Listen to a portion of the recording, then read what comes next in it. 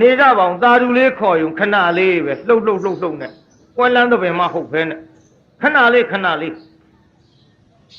အတ္တခေဟေပြောသမျှဟောသမျှတွေကသဘောမကျပဲအပြစ်တွေ့ကြလျင်ချီရင်ဖုံဖုံစိတ်တွေပြပြသီးတော်မိမိတို့အင်္ဂယာဌာနသို့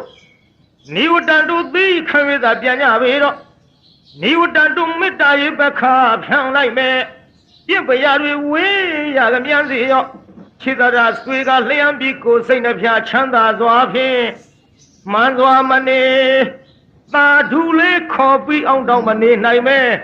ပြန်ခြင်းလုံးလို့လှုပ်ရွလုံနေတဲ့ဟာတွေပြန်ပါလေတော့ပြန်ရစေကုန်သာရီ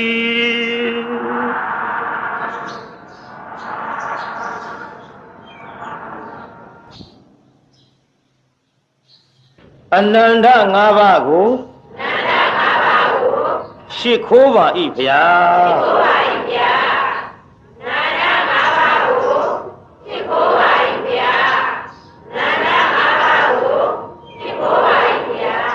အနန္တ၅ပါးရှိခိုးပြီးတဲ့နောက်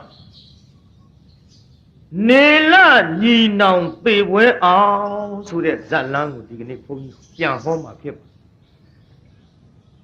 တိုင်းပြည်တည်ကြလို့တိုင်းပြည်ကကျွတ်တို့နရာယင်တိုင်းပြည်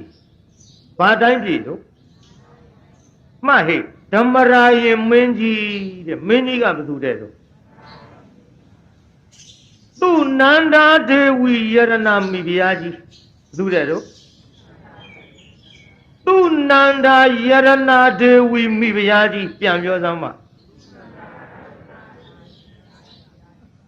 ဒီပြည့်နာမည်တွေမေ့ကြမှာမေ့မှာမိဖုရားကြီးကမေ့မှာရှိတဲ့နာမည်က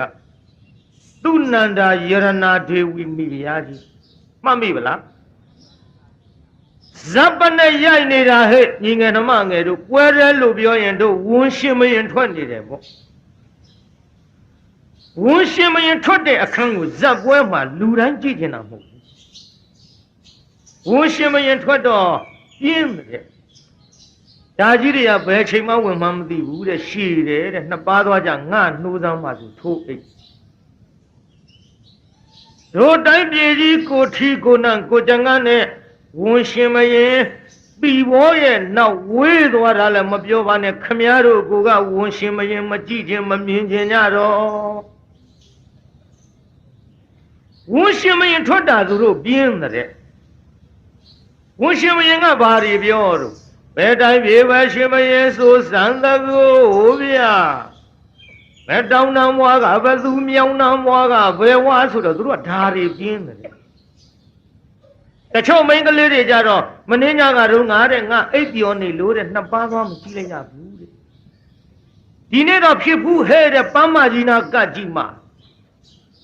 ပန်းမကြီးကမိတာကိုဗျသူကပန်းမတီနိုးလိုက်မယ်ဗောနိုးပါလေတကယ်အိပ်ပြီဆိုရင်အဲ့လိုရမပြောဆင်းအောလို့မနိုးဟိုဆိုတာလို့ဟဲ့မိုးချိုးပြစ်တောင်မသိဘူးပန်းမတီးတာတော့သူကချော့သိပ်တယ်ထင်ရင်ထင်းနေဟုတ်တယ်ဒီပန်းမကြီးကလည်းအချောင်ခံရပါတယ်ကွယ်နေရတကဘုန်းကြီးပြောဘူးပါတယ်ဟိုပေါက်ဖော်ကြီးနဲ့ဗမာမမတ်ကြီးနဲ့ရဟေးမပြောပါဘူးဒီနေ့တရုတ်စကားလည်းအတော်စီးဘူးသင်ကြားရအဲ့ဒီပေါက်ဖော်ကြီးနဲ့ဗမာမမတ်ကြီးနဲ့ရတော့ဇက်ပွဲကြီးရှိတော့မတ်ကြီးကပွဲကြည့်ခြင်းကိုတရုတ်ကြီးတဲ့ပွဲကြည့်သွားရအောင်တဲ့ငါမလိုက်ချင်ဘူးတဲ့ဟုတ်ပါဘူးတော့လိုက်ခဲ့မလိုက်ချင်ဘူးလို့ပြောနေဟုတ်ပါဘူးတော့လိုက်ခဲ့ပါယောက်ျားဆိုတာဘလောက်ညင်မိန်းမဆွဲခေါ်တော့လေပါသွားတာပဲဟေးညီလေးတို့ယောက်ျားဆိုတာဘလောက်ညင်မိန်းမဆွဲခေါ်တော့လေပါသွားတာပဲမိန်းမတိုင်းမဟုတ်ဘူးကွာအမေခေါ်ရင်မပါဘူးသားလို့တဲ့လူဖဲဝိုင်းတနေကုန်ထိုင်းနေတော့ကောင်းလေးတဲ့ဒီလောက်တည်းမထိုင်နဲ့တဲ့ဒူလာကင်လေးမယ်လာအမေခေါ်တော့ပါပြောတော့ကင်များတယ်ကျုပ်ကင်တာခမရကင်တာလားမိမဆိုပေသည်အမေခေါ်လို့မရဘူးဟာဟိုမိမခေါ်မှရဟိုမိမဆိုတာသူ့အဟွာပေါ့ကွာဒါလောက်ပြောသိပါဘူး ဘာပြောတော့အဲ့ဒီမိမကသေချင်းဆိုစားချိန်မှမသိတောက်ချိန်မှမသိဒါတော့ထိုင်ရလာခဲ့ဘိုးကေဆွဲခေါ်တော့ဘာပြောတော့ငါလာမလို့စိတ်ကူးနေတာပါ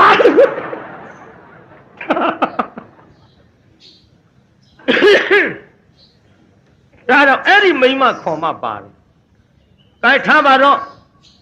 မကြီးဆွဲခေါ်တော့တရုတ်ကြီးပါသွားတော့ပွဲကင်းနဲ့ရောက်တော့လေဗမာမကြီးကအပြင်းပြေစားရအောင်ပဲကြီးလှော်ထုတ်ကြီးဝယ်ပြီးတစိမ့်စိမ့်စားပေးသားကြီးမေးအောင်မဲ့ပဲစားတော့ဗာများလေနော်ဟိုဟာထွက်မှစိုးလို့ကိုဗာများတော့မေးတာကြွားတရားသွားမေးတယ်ပဲစားတော့ဗာများတော့ကလေးတယောက်ကဤပေါက်အဲ့ဒါထွက်မှစိုးလို့ကိုဗာများတော့မေးတာကိုပေါက်မိအောင်ပေါက်လေများတဲ့မကြီးပဲကြီးလော်တွေစားပြီးလေးလဲခြင်းပြီးပွဲကင်းတယ်အိန္ဒိယရှင်မိမသားဆိုတော့လေသူ့ရှိကအတန်ထွက်မှသူရှက်တော့ဖဏောင်လေးနဲ့ပိတ်ပြီးအောင့်ဟာထွက်ချင်တာမထွက်ရတော့မကြီးခါလေးလိမ့်ပြီးတော့မျက်နှာလေးကိုရှုပ်ဝဲနောက်မကြီးကဘာဆောင်လို့ဆိုတော့တို့ပန်းမကြီးအတီးဆောင်ပန်းမကြီးကမြည်တာကိုကသူကပန်းမကြီးနဲ့ရောလှောင်းဒါပေမဲ့ပန်းမတီးတဲ့လူရဲ့လက်ကိုကြည့်ရသေးတယ်ချက်ချင်းလွဲနေမှာစိုးလို့နောက်ပန်းမတီးတဲ့လူကလက်ကလေးအမြောက်လိုက်မကြီးကဖဏောင်လေးပြင်ထားတယ်ဖွင့်မှုပန်းမတီးတဲ့လူရဲ့လက်ကပြန်အချလိုက်ပန်းမကြီးကဘွေထီးဆိုမကြီးကဘီးဆိုချလိုက်ဒါကြောင့်ပန်းမကြီးကဘွေထီးဆိုမကြီးကဘုဆိုလွတ်လိုက်နောက်ဟေမကြီးလွတ်ပါများတဲ့လေတွေကတရုတ်ကြီးနှာခေါင်းသွားနှုတ်ဆက်တရုတ်ကြီးနှာခေါင်းပွားစီဖြစ်လာဟေမကြီးဘာတော့ကိုတရုတ်ကြီးပြန်ကြစို့ဘာပြုလို့တော့ဘာပြုလို့တော့လုံးမနေနဲ့ဟိုဆိုင်းတဲ့အလုံးကြီးကဘာခေါ်လဲပန်းမကြီးအချောင်ခံရတော့ပန်းမကြီးခေါ်တယ်တော့အဲ့ဒါကြီးကနောက်ထူအောင်ပါလားမတ်တီကြောင့်ပန်းမကြီးခံရပုံပြောပါတယ်ဘာပြုလို့တော့ဘာပြုလို့တော့မမေးနဲ့အဲ့ဒါကြီးကနောက်ထူအောင်ပါတော့ဆိုင်တဲ့အရေးအကြီးဆုံးပေါ်တော့မိုးလင်းကန်ကြီးလေးထုလေသူကထုံးမှတညလုံးပြန်ရတော့ဘာပြုလို့တော့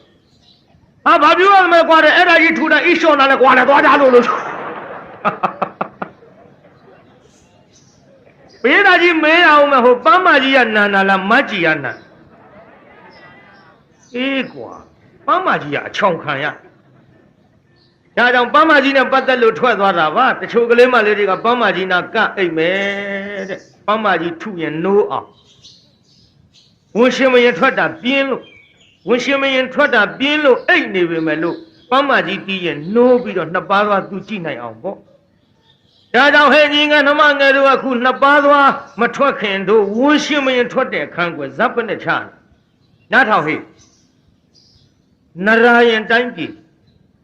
ဓမ္မရာယင်မင်းကြီးသူနန္ဒာယရဏဒေဝီမိဗျာသုံးခုတည်းမှာဒါလေးတော့မှတ်သင့်ပါတယ်နရာယင်တိုင်းပြည်ဓမ္မရာယင်မင်းကြီးသူနန္ဒာယရဏဒေဝီမိဗျာပြောစမ်းမနရာယင်တိုင်းပြည်ဓမ္မရာယင်မင်းကြီးသူနန္ဒာယရဏဒေဝီမိဗျာမှတ်မိဗလားပြောစမ်းမ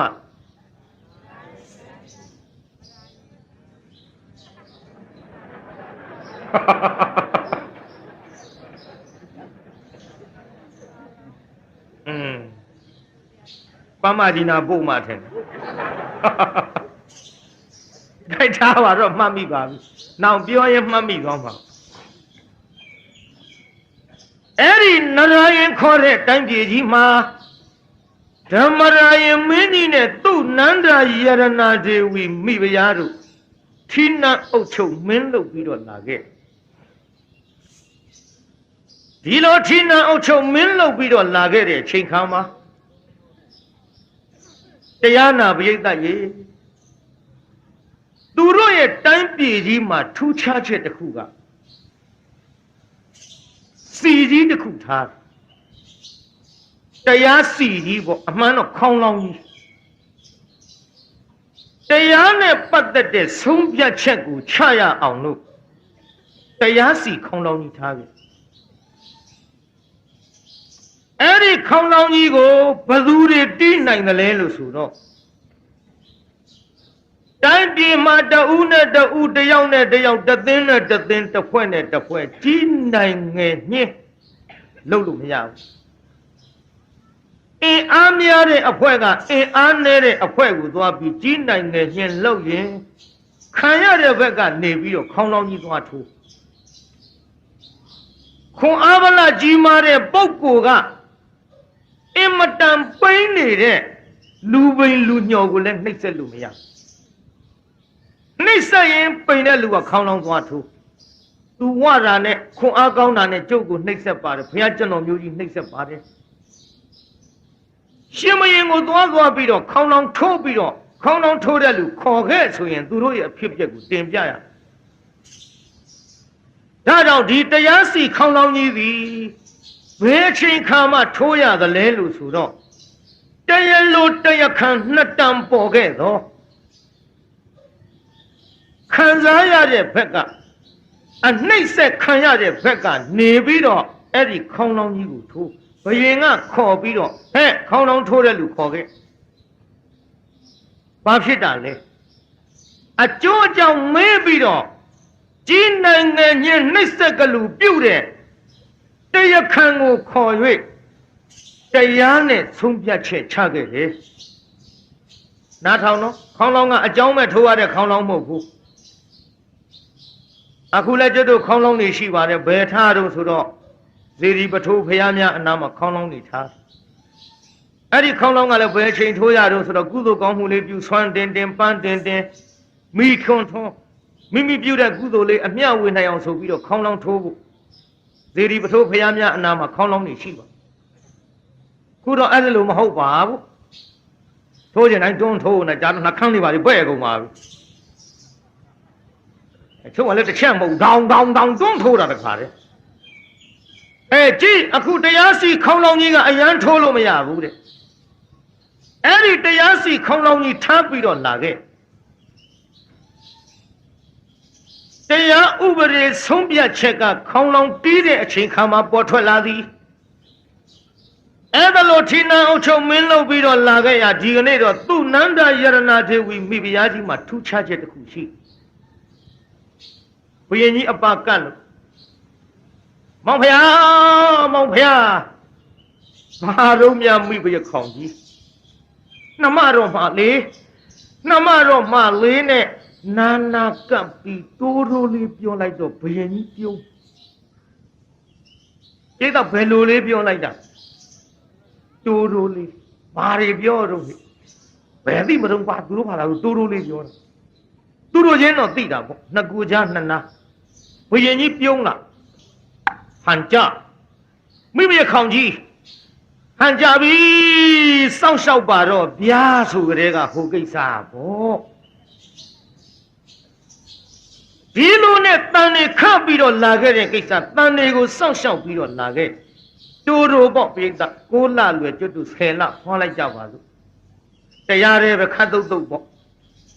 6လ10လအဟုတ်ဆောင်နေကျုပ်တရားနောက်နှစ်တောင်ပြီးကြမှာပြီးကန်ဖွာရောသားယောက်ျားလေးထီးပြူကနဲ့အောင်မှာရွှေရိုးလှုပ်၍သားယောက်ျားလေးဖွာမြောက်လာတဲ့အချိန်ခါမှာဘုရင်ကြီးတော်ဥတင်ညမှန်လားပါဗျာတမရာရင်ကိုတော်ကြီးမင်းကြီးများထူးခြားသောအကြောင်းရှိတယ်ထင်တယ်မှန်လားပါဗျာသူနန္ဒယရဏဒေဝီမိဖုရားခေါင်ကြီးမှာထီးပြူကနဲ့အောင်ရွှေရိုးလှုပ်၍အခုတော့သားယောက်ျားလေးဖွာမြောက်တာဝမ်းမြောက်ဝမ်းသာရှိအောင်တော်ဥလာတင်ရကြောင်းပါဗျာသားယောက်ျားလေးဆိုတော့မင်းကြီးများဝမ်းလက်သာရဲ့စိတ်လည်းမကောင်းဘူးမင်းကြီးများ မင်းကြီးတွေမျက်စိလဲတယ်သူ့စကားကသားယောက်ျားလေးမွေးဖွားတယ်ဆိုတော့ဝမ်းလဲသားတယ်စိတ်လည်းမကောင်းဘူးမင်းကြီးများမှန်လားပါဗျာဘုရင်ကိုတော်ကြီးမိန့်တော်မူတဲ့စကားနှစ်ခွဖြစ်နေလို့ဘုရားကျွန်တော်မျိုးကြီးများဘယ်လိုမှဆုံးပြတ်လို့မရပါဗျာဝမ်းသားတဲ့စိတ်မကောင်းမှုဆိုတဲ့စကားနှလုံးရဲ့အကြောင်းကိုကောင်းကောင်းကြီးသိအောင်ရှင်းလင်းမိတ်ဆိုတော်မူပါဗျာဒီလိုလေမင်းကြီးများရဲ့သားယောက်ျားလေးဆိုတာတိုင်းပြည်ဤလက်ယုံဘုံတဘာနဲ့ပြည့်စုံတဲ့ဘုရင်သားတစ်ယောက်ဖွမ်းမြောက်တယ်ဆိုတာကျုပ်ဝမ်းမသာပဲနေနိုင်မှာမလားဒါကြောင့်သားယောက်ျားလေးဖွမ်းမြောက်လို့ဝမ်းသာတယ်မှန်လားပါဗျာစိတ်မကောင်းဘူးဆိုတာကဒီလိုလေမင်းကြီးများစိတ်မကောင်းဘူးဆိုတာတခြားအကြောင်းမှမဟုတ်ပဲဘုရင်ကမွေးတဲ့မင်းသားဆိုတာနှစ်ထင်သွေးရောက်ခြေပြားလေးထောက်ပြီးမြောင်းနဲ့မင်းကြီးတကယ်တမ်းပြောရမယ်ဆိုရင်ဘုရင်သားဆိုတာဖခင်အားကိုးနဲ့တိုင်းလူပြည်သားရဲ့အပေါ်မှာငါရှင်ဘုရင်သားဆိုပြီးတော့နှိစ္စကလူပြုမဲ့ကိစ္စတွေတိုင်းသူပြည်သားတွေဝိုင်းပြီးတော့မျက်စောင်းထုံးမဲ့အလုပ်တွေဓာတ်တွေကိုလုံလာရင်ဖြင့်တိုင်းပြည်နဲ့ကျုပ်နဲ့ခက်ပြီဘူးလားလို့တိုင်းပြည်မှာတရားသဖြင့်အုပ်ချုပ်နေတဲ့ဓမ္မရာယမင်းကြီးရဲ့သားတော်ဖြစ်တဲ့ဘုရင်သားလေးကဘယ်လိုပဲခဲ့သို့ဓာတ်တွေကျုပ်နာမချနိုင်ဘူးမင်းကြီးတရားသဖြင့်အုပ်ချုပ်တဲ့မင်းမို့လဲဓမ္မရာယမင်းလို့ကျုပ်တိုင်းပြည်ကသမုတ်ခဲ့ကြတယ်ကိုမှန်လားပါဗျာသို့ပါတော့လေဒီကိစ္စနဲ့ပတ်သက်ပြီးတော့စိတ်မကောင်းမရှိပါနဲ့သားယောက်ျားလေးဖြစ်ပြီးအားလျော်စွာယောက်ျားတို့တတ်အပ်တဲ့အထာရတပညာများကိုသင်ကြား၍ကိုတော်ကြီးကမွေးတဲ့ကိုတော်ကြီးရဲ့သားကိုတော်ကြီးခြေရာနင်းအောင်ပညာများသင်ပေးခြင်းဖြင့်ပြုပြင်ရမှာပါဗျာကောင်းပြီဒါဖြင့်မင်းကြီးများသားတော်လေးကိုနေရီလတွေမမြင်စေပဲနဲ့မြေတိုက်အတွင်းမှာသွင်းပြီးတော့အထိန်တော်များနဲ့တကွစားရည်တောက်ရည်နေရည်ထိုင်ရည်ပျော်ရည်ပါရည်ဘာမှလိုလေသေးမရှိဒီကိစ္စတွေပြုစုယူရ၍သူ့အားအရွယ်ရောက်လာသောအခါမြေတိုက်အတွင်းမှာပင်လျင်အထာရတပညာများသင်ကြားပေးလိုက်ကြပါမင်းကြီးများတိုင်းပြည်ချစ်တဲ့ဘုရင်သားလေးမြေတိုက်ထဲသွင်းအထာရတပညာများသင်စေတဲ့အမိန့်တော်မှာမိဘရခေါင်းကြီးမူတယ်ပေါ့အော်ဖွားကစားဖြစ်တဲ့သားကလေးနုနဲမဲရင်ဝင်မှာထားပြီးတော့ပြုစုလိုက်ခြင်းပါပြီခုတော့လေမောင်ဖရာရဲ့အမိန့်တော်အရမြေတိုင်းထဲသွင်းမတဲ့အလေးသို့ပါတော့လေတိုင်းပြည်ချစ်တဲ့မောင်ဖရာကသားများဘရင်သားဆိုပြီးတော့တိုင်းမှုပြည်သားမစော်ကားရအောင်ပြုတဲ့ကိစ္စကြီးပြင်းလာမှပဲငါသားလေးအားရအောင်ကြည့်တော့မယ်နေတိုက်ခဲသွင်းထားလိုက်ဒီလိုနဲ့နေထိုင်လာလိုက်တာများမကြခင်မှာပဲနောက်ထပ်သားတစ်ယောက်ဖွားမြောက်ပါဘူးဗျာများမကြခင်ဆိုပြီးထုံးစံအတိုင်းပေါ့တစ်နှစ်ကြော်လောက်တော့ကြာမယ်ပေါ့နောက်လျှောက်ကြီးထင်းနေမှာစိုးလို့ထုံးစံအတိုင်းပေါ့ဒီလိုသားတစ်ယောက်ဖွားမြောက်လာပြန်မှာတော့လေမှန်လားပါဗျာထီးပြူကနေအောက်ရွှေချိုးလှုပ်၍သားယောက်ကြားလေးတဖန်ဖွားမြောက်ပြန်ရောက်ပါဗျာတန်ရောစင်တကြိုးပေါ်တကြိုးဆင်းလို့မင်းများကြုတ်ဖြင့်စိတ်ထဲမကြည်ဘူးဗျာမှန်လားပါဗျာသားယောက်ကြားလေးဖွားမြောက်တယ်ဆိုတာဝမ်းမြောက်เสียပါဗျာဝမ်းမြောက်တာဟုတ်တယ်ဒီကိစ္စဘရင်သားဆိုတော့ကျုပ်ထင်တဲ့အတိုင်းမျိုးတိုင်းလူပြည်သားနဲ့အခက်မသိဖြစ်လာခဲ့တော့မှန်လားပါဗျာသူ့ကိုလည်းဒီတိုင်းမထားဘဲနဲ့သူ့နောင်တော်နဲ့အတူမြေတိုင်းထဲသွင်းပြီးတော့အထာရတပညာများသင်ကြားပေးရင်မကောင်းပါလားဗျာကောင်းတယ်မင်းကြီးများဟုတ်ပြီသားတော်အငယ်ကိုလည်းမြေတိုင်းထဲသွင်းပြီးတော့နေတွေလတွေကိုမမြင်စေဘဲနဲ့အထာရတပညာများသင်ကြားပေးလိုက်ကြပါမင်းကြီးများသားတော်နှစ်ပါး မြေတိုက်ထဲထည့်ထားမဲဖယားဖြစ်တဲ့သူနာနာယရနာဒေဝီမိဘခေါင်းကြီးကသားတော်တို့လွှမ်းလိုက်ပါပြီငါသားတော်တို့ကိုလွှမ်းလို့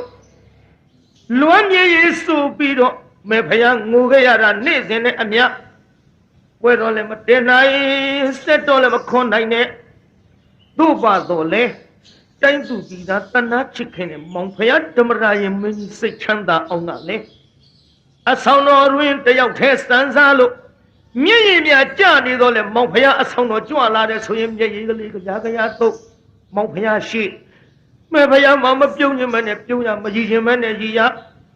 သားတို့ရဲ့အပေါ်မှာချစ်တဲ့စိတ်တွေတဖွာဖွာပေါ်ထွက်နေတာနဲ့မောင်ဖယားရဲ့အပေါ်မှာတောင်အရင်တုန်းကစိတ်တွေမထားနိုင်မနဲ့အချစ်များတောင်ပေါ့တယ်သားတော်တို့ရဲ့အလေတို့ပါတော့လေသားတော်များအသက်ကြီးပြင်းလို့ပညာစုံနေလာရင်ဖြင့်သားတော်လေးတွေမြင်ရမှာပဲဆိုတဲ့စိတ်နဲ့အမြင်မျှော်လင့်ပြီးတော့ဖြေးနေရပါတယ်သားတော်တို့ဒီလိုနဲ့မိဘခေါင်းကြီးညင်းရင်တွားရင်နဲ့ပဲတဖြည်းဖြည်းတစရက်ကိုလာစားလကိုနှစ်ကူးပြီးတော့လကနှစ်ကူးပြီးတော့လာလိုက်တာဟောသားတော်နှစ်ပါးကအထာရတပညာများမြေတိုက်ထဲတွင်သေအထာရတပညာများလည်းတက်မြောက်ပါလေရောဘုရင်ကြီးထံတော်ဥပင်ညမလားပါဗျာတမရာရင်ကိုတော်ကြီးမင်းကြီးများအကြောင်းထူးသလားမလားပါအကြောင်းထူးသူသားတော်နှစ်ဦးအမြေတိုက်ထဲသွန်းပြီးတော့ထားလိုက်တာနှစ်ပြိစီရကြာညောင်းအရွယ်ရောက်ရုံနဲ့မကအထာရတပညာများတက်မြောက်ကြောင်းပါဗျာမြေတိုင်းအတွင်းမှထုတ်ဆောင်တဲ့အချိန်ရောက်ရှိပါပြီဗျာကောင်းပြီမင်းကြီးများသားတော်နှစ်ပါးကိုမြေတိုက်ကယခုချက်ချင်းထုတ်ကြလောသားတော်နှစ်ပါးမြေတိုက်ကထုတ်တဲ့အချိန်ခါမှာသားအကြီးလေးနေ့အခါကိုထုတ်ပါနေ့အခါထုတ်တော့လောကရတစ်ခုလုံးအလင်းရောင်ပေးနေတဲ့သူရိယခေါ်တဲ့နေမင်းကြီးမြင်လိုက်တော့ဟာဘိုးဘိုးတို့ကိုတော်လေးကိုကောင်းငင်ကဝိုင်းဝိုင်းဆက်ဆက်တို့လည်းကြာကြာကြည့်လို့မရဝင်းထိန်နေတဲ့အရာဝတ္ထုကြီးကပါလေအဲ့ဒါနေမင်းလို့ခေါ်ပါလေနေမင်းလို့ခေါ်ပါတယ်အရှင်သားဒါကြောင့်နေ့အခါကိုထုတ်လို့သားတော်အကြီးလေးအားနေကိုစပြီးတော့မြင်ရလို့သူ့နာမည်လေးပေးလိုက်တော့သူရိယကုမာရာမြန်မာလိုပြောတော့နေမင်းသားလေးပေါ့ပိဿာကြီးဗာမင်းသားလေးသားတော်အငယ်လေးကိုညအခါမှာမြေတိုက်အတွင်းကထုတ်လောကရကိုအလင်းရောင်ပေးနေတဲ့လမင်းကိုမြင်တော့သားတော်အငယ်လေးကဘိုးဘိုးတို့ဟိုဝိုင်းဝိုင်းဆက်ဆက်နဲ့အေးမြကြည်လင်းတဲ့အရာဝတ္ထုအလင်းရောင်နေပေးနေတာသူ့ဘသူလို့ခေါ်တယ်လေခင်ဗျ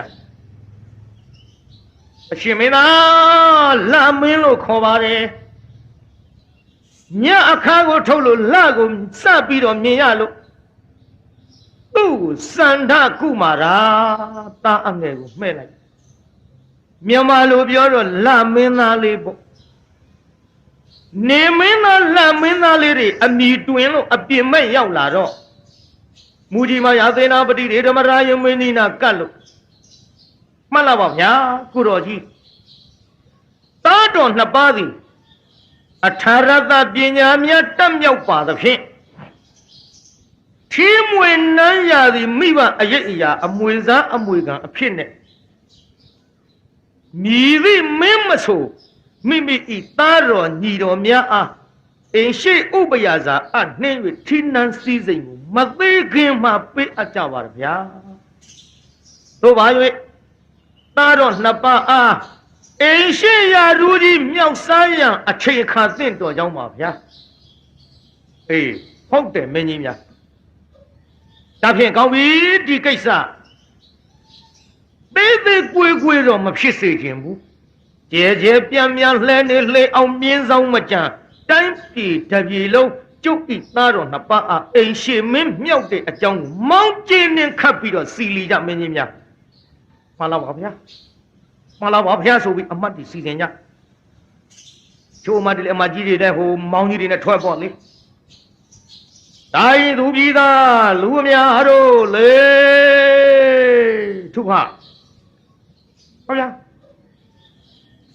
အခုလှဲ့တော့ကိုသိမှာပေါ့မောင်းကြီးလည်းဘုန်းကြီးကိုယ်တိုင်ဒူလို့ထုနေလို့ပဲဖြစ်မလို့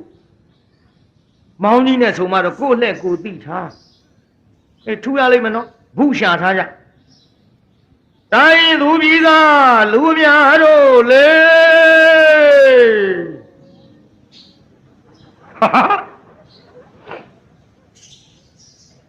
တချို့ကမောင်းကြီးတန်ထွက်တော်ပါသေးရဲ့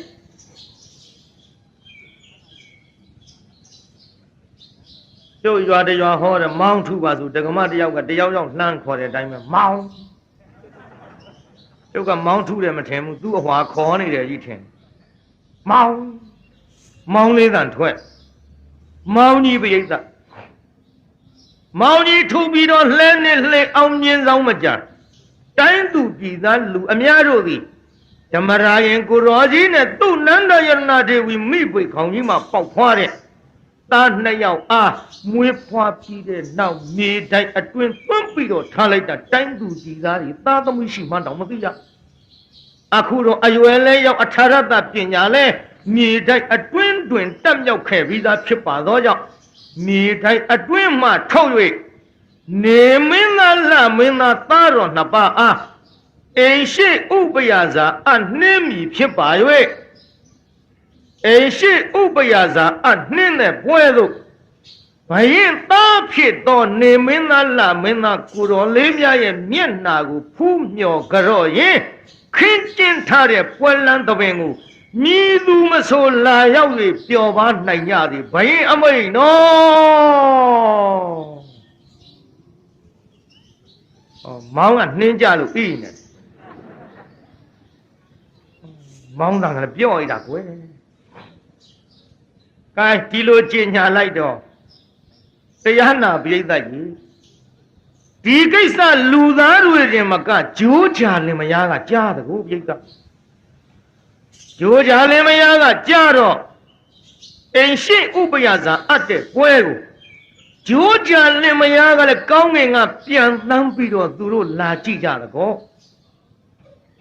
လာကြည့်တဲ့ချိန်ခါမှာနေမင်းသားနဲ့လမင်းသားလေး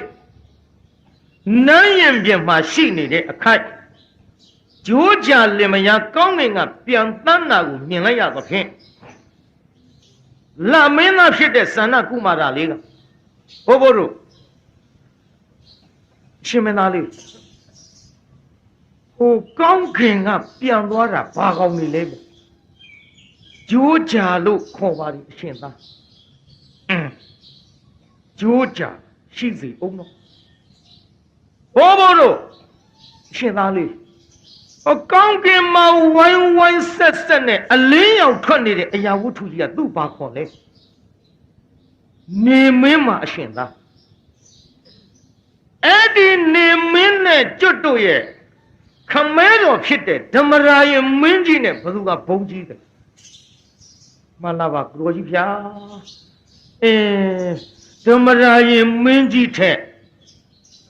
လောကရတ်ကိုအလင်းရောင်ပေးတိုင်သောဟောဒီနေမင်းကြီးကဘုံအာနုဘောအစာပေါင်းများစွာတာပါတယ်ရှိစေဘိုးဘိုးတို့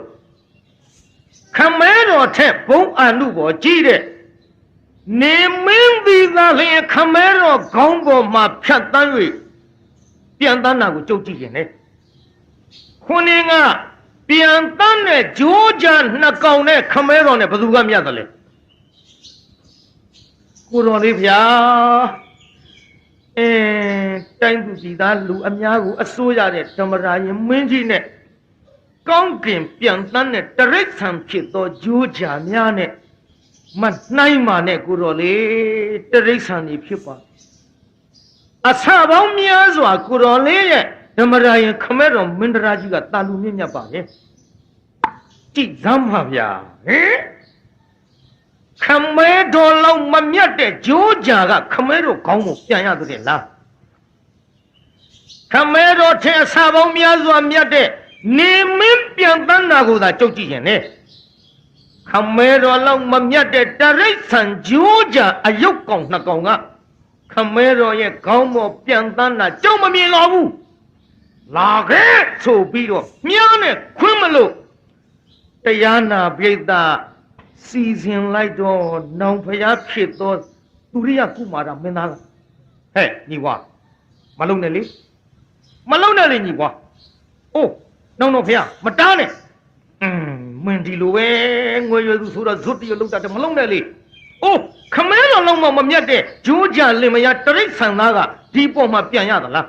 ဂိုင်းခမဲတော်အတွက်ဒါလောက်ခိအောင်ရက်ဆက်အယုတ်ကောင်တွေကခမဲတော်ရွှေနန်းတော်နဲ့ခမဲတော်ခေါင်းပေါ်ပြန်တန်းကြအောင်မထားဘူးလာလေရောဟာ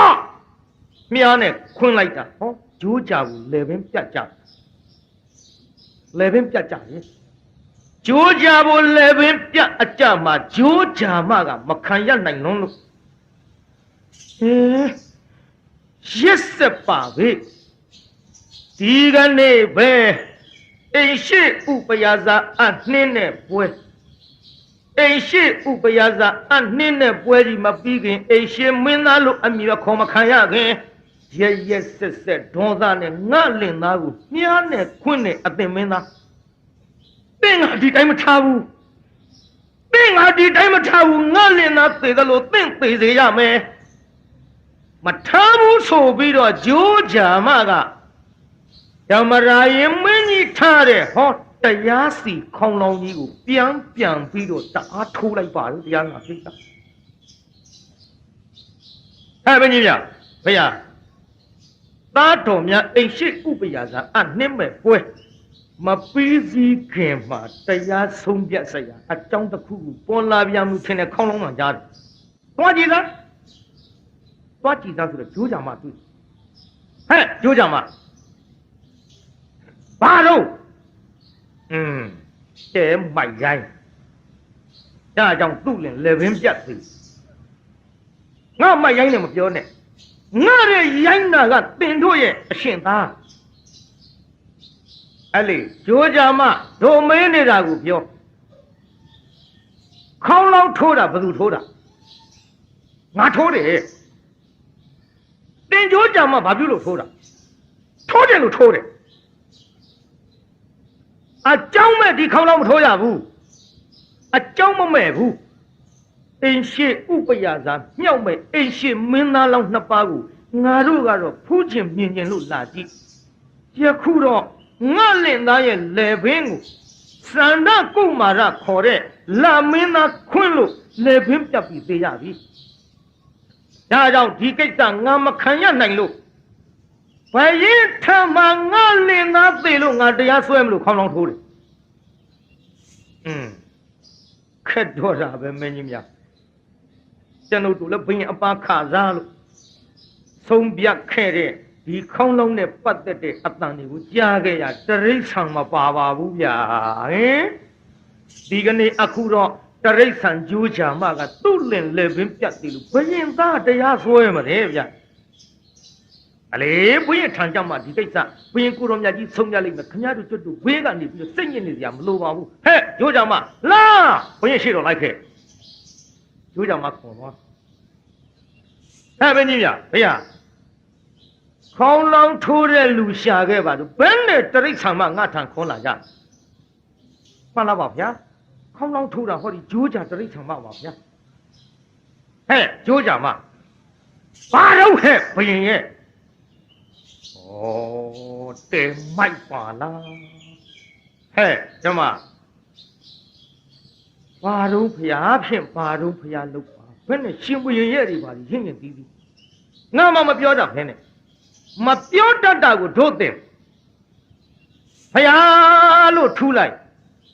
အဲ့ဒီမှာဂျိုးကြမကဖျားဘယ်နဲ့ကြောင့်တင်ခေါင်းလောင်းထိုးတယ်လဲဟဲ့ငါလင်းရဲ့လေပင်ကိုမြားနဲ့ခွန်းပြီးတော့တတ်တဲ့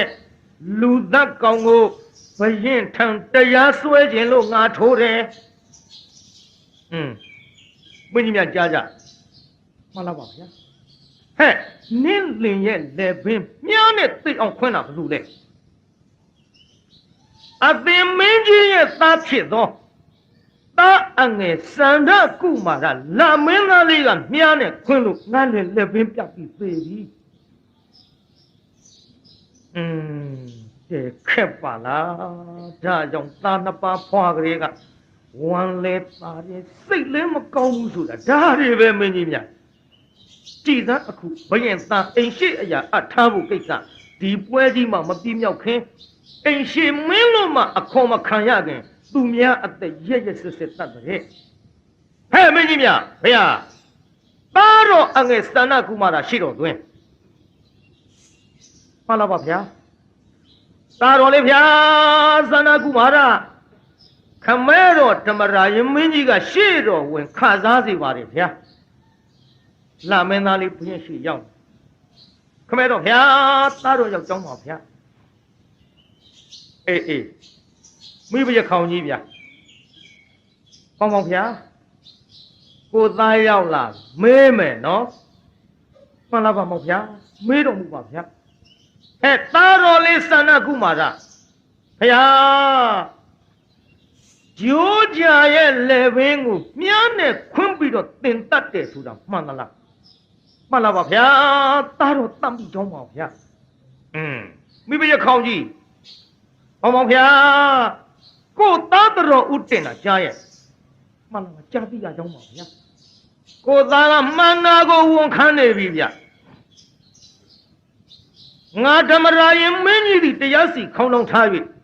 မတရားလုပ်သောအမှုလူသားတွေအတွက်ဆုံးဖြတ်ချက်ချခဲ့တော်လဲတရိษံအတွက်မဆုံးဖြတ်ဘူးလို့ငါဘယင်အမိန့်ရှိခဲ့ဘူးတရိษံတွေလည်းဒီကနေ့ဆုံးဖြတ်ရလေမှန်လားပါမောင်ဗျာကြည့်ရှုပြီးတော့ဆုံးဖြတ်တော်မူပါဗျာကြည့်တယ်ရှုတယ်ဆိုတဲ့ကိစ္စကအမှန်ကိုအမှန်တိုင်းကြည့်ရမယ်အမှားကိုအမှားတိုင်းကြည့်ပြီးဆုံးဖြတ်ရလိမ့်မယ်မိဘခေါင်ကြီးရဲ့မင်းကြီးများဘုရားသားတော်သည်သူအိတ်လင်သားဖြစ်သောဂျိုးကြဖို့လေပင်ကိုမြားနဲ့ခွင်းခြင်းကြောင့်ဂျိုးကြမှအလိုကြငါတရားသဖြင့်ဆုံးဖြတ်၍ဥပဒေအမိန့်ချမှတ်မယ်ဗျာမှန်လားပါဗျာဟဲ့ဂျိုးကြမှဘုရားလင်သားမြားနဲ့ခွင်းနဲ့စန္ဒကုမာရငါဤသားတော်ရင်အငယ်အားဘယ်ကဲ့သို့ဆန္ဒရှိတယ်ဆိုတာတော်ဥတင်မှန်လားပါဗျာမှန်လားပါဗျာအခုအဖော်လည်းပြင်းနေပါပြီဗျာကျွန်တော်မျိုးမကြီးရဲ့ဂျိုးကြဖို့လည်းပင်မြားနဲ့ခွင်းနဲ့ဘယင်မင်းတရားကြီးရဲ့သားရင်စန္ဒကုမာရအားရဲ့ဆက်ချစ်ခင်နေတဲ့လင်မယားကိုအသက်သိအောင်ခွဲခြင်းကြောင့်ဂျိုးကြဖို့လေပင်ပြတ်ပြီးတော့သေသလိုစန္ဒကုမာရမင်းသားအားလေပင်ဖြတ်ပြီးတော့သေစားသေမှကျင့်နှံ့မှာပါဗျာကျင်လိုက်ပါရောဗျာမိဘရခေါင်ကြီးဗျာပေါ့ဗျာကြားရဲ့ကြားကြောင်းပါဗျာနာဘေးမဲ့ပေါ့မိဗျာကြီးသူ့လင်ကိုသေအောင်တတ်ထားတဲ့ကိစ္စဘယ်ခံရနိုင်မှာမလို့ဟဲ့မင်းကြီးဗျာဗျာငါကိုတော်ဘရင်အမိန့်တော်မှတ်မယ်အမိန့်တော်နာခံကြ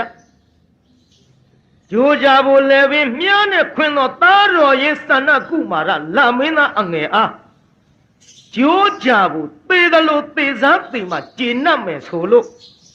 ယခုချက်ချင်းသားတော်ငယ်အားကတုတ်တန်ထောင်းလေပင်ဓာတ်ခုံး၍သေအောင်တတ်လိုက်ကြမင်းကြီးများဟာငြိမ်သွားမင်းကြီးများလည်းငြိမ်သွားပြပြခေါင်ကြီးကတော့အမဲ4000ထဲနိုင်လဲသွားပြီမိပြခေါင်ကြီးလဲသွားပြီဟောဟဲ့မင်းကြီးများဖေဟာမိဖုရားကြီးကြည်သားကြည်ကြသောမိဖုရားကြီး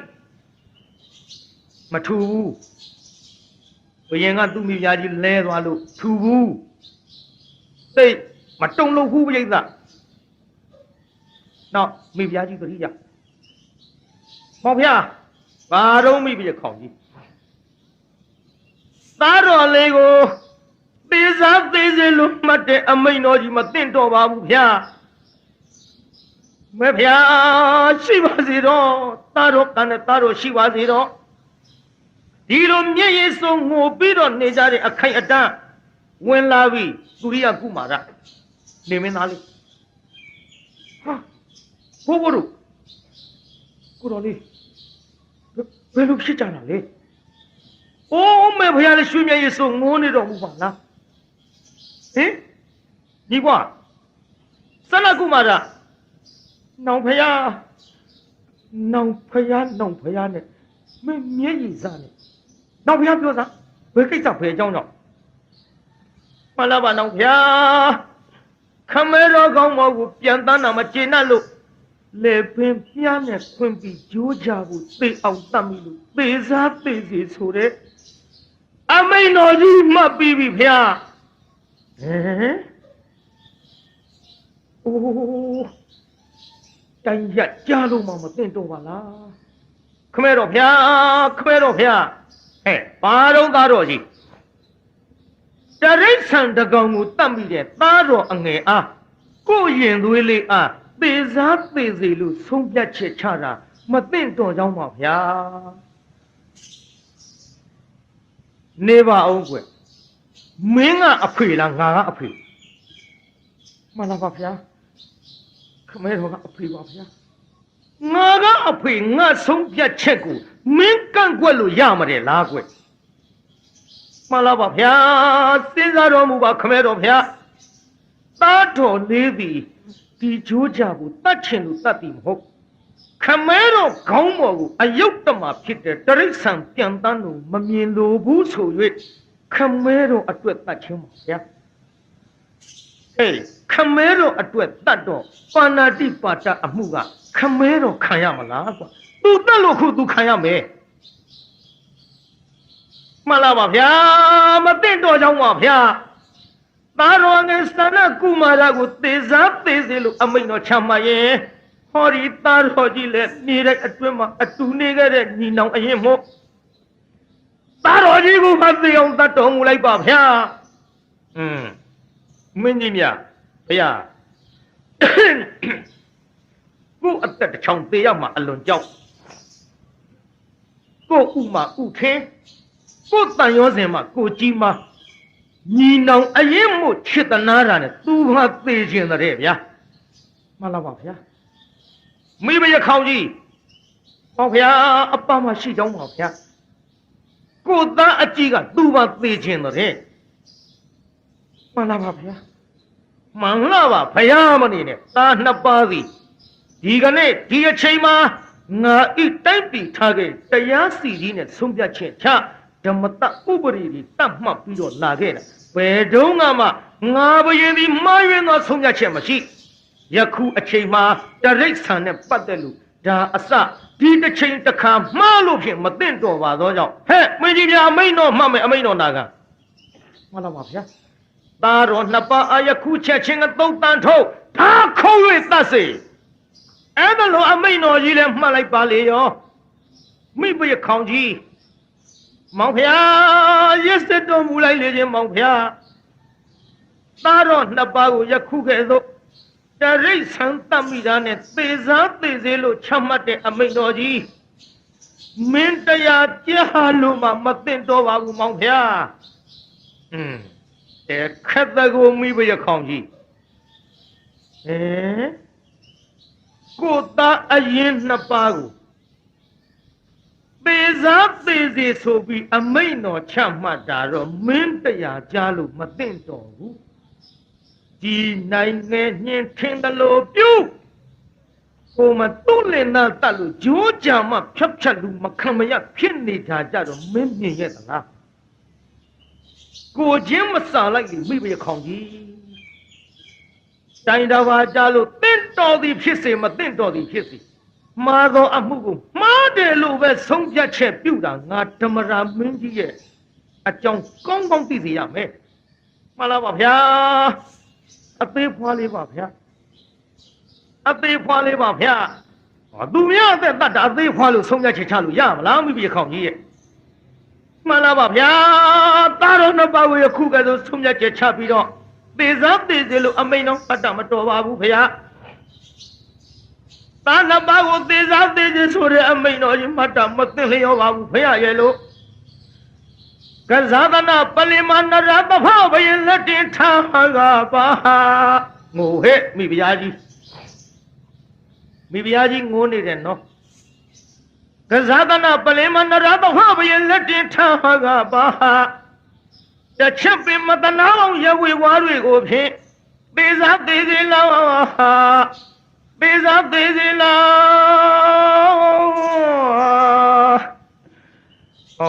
ငိုးနေတာမိဖုရားဆိုတော့မိမကြီးဒုက္ခယောက်ျားဆံဖြစ်နေဗျာ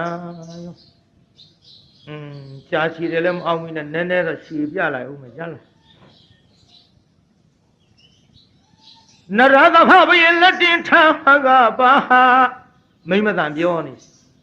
တချက်ပင်မတနာပေါင်းရဝေဝါတွေကိုဖြင့်သေစားသေးသေးလော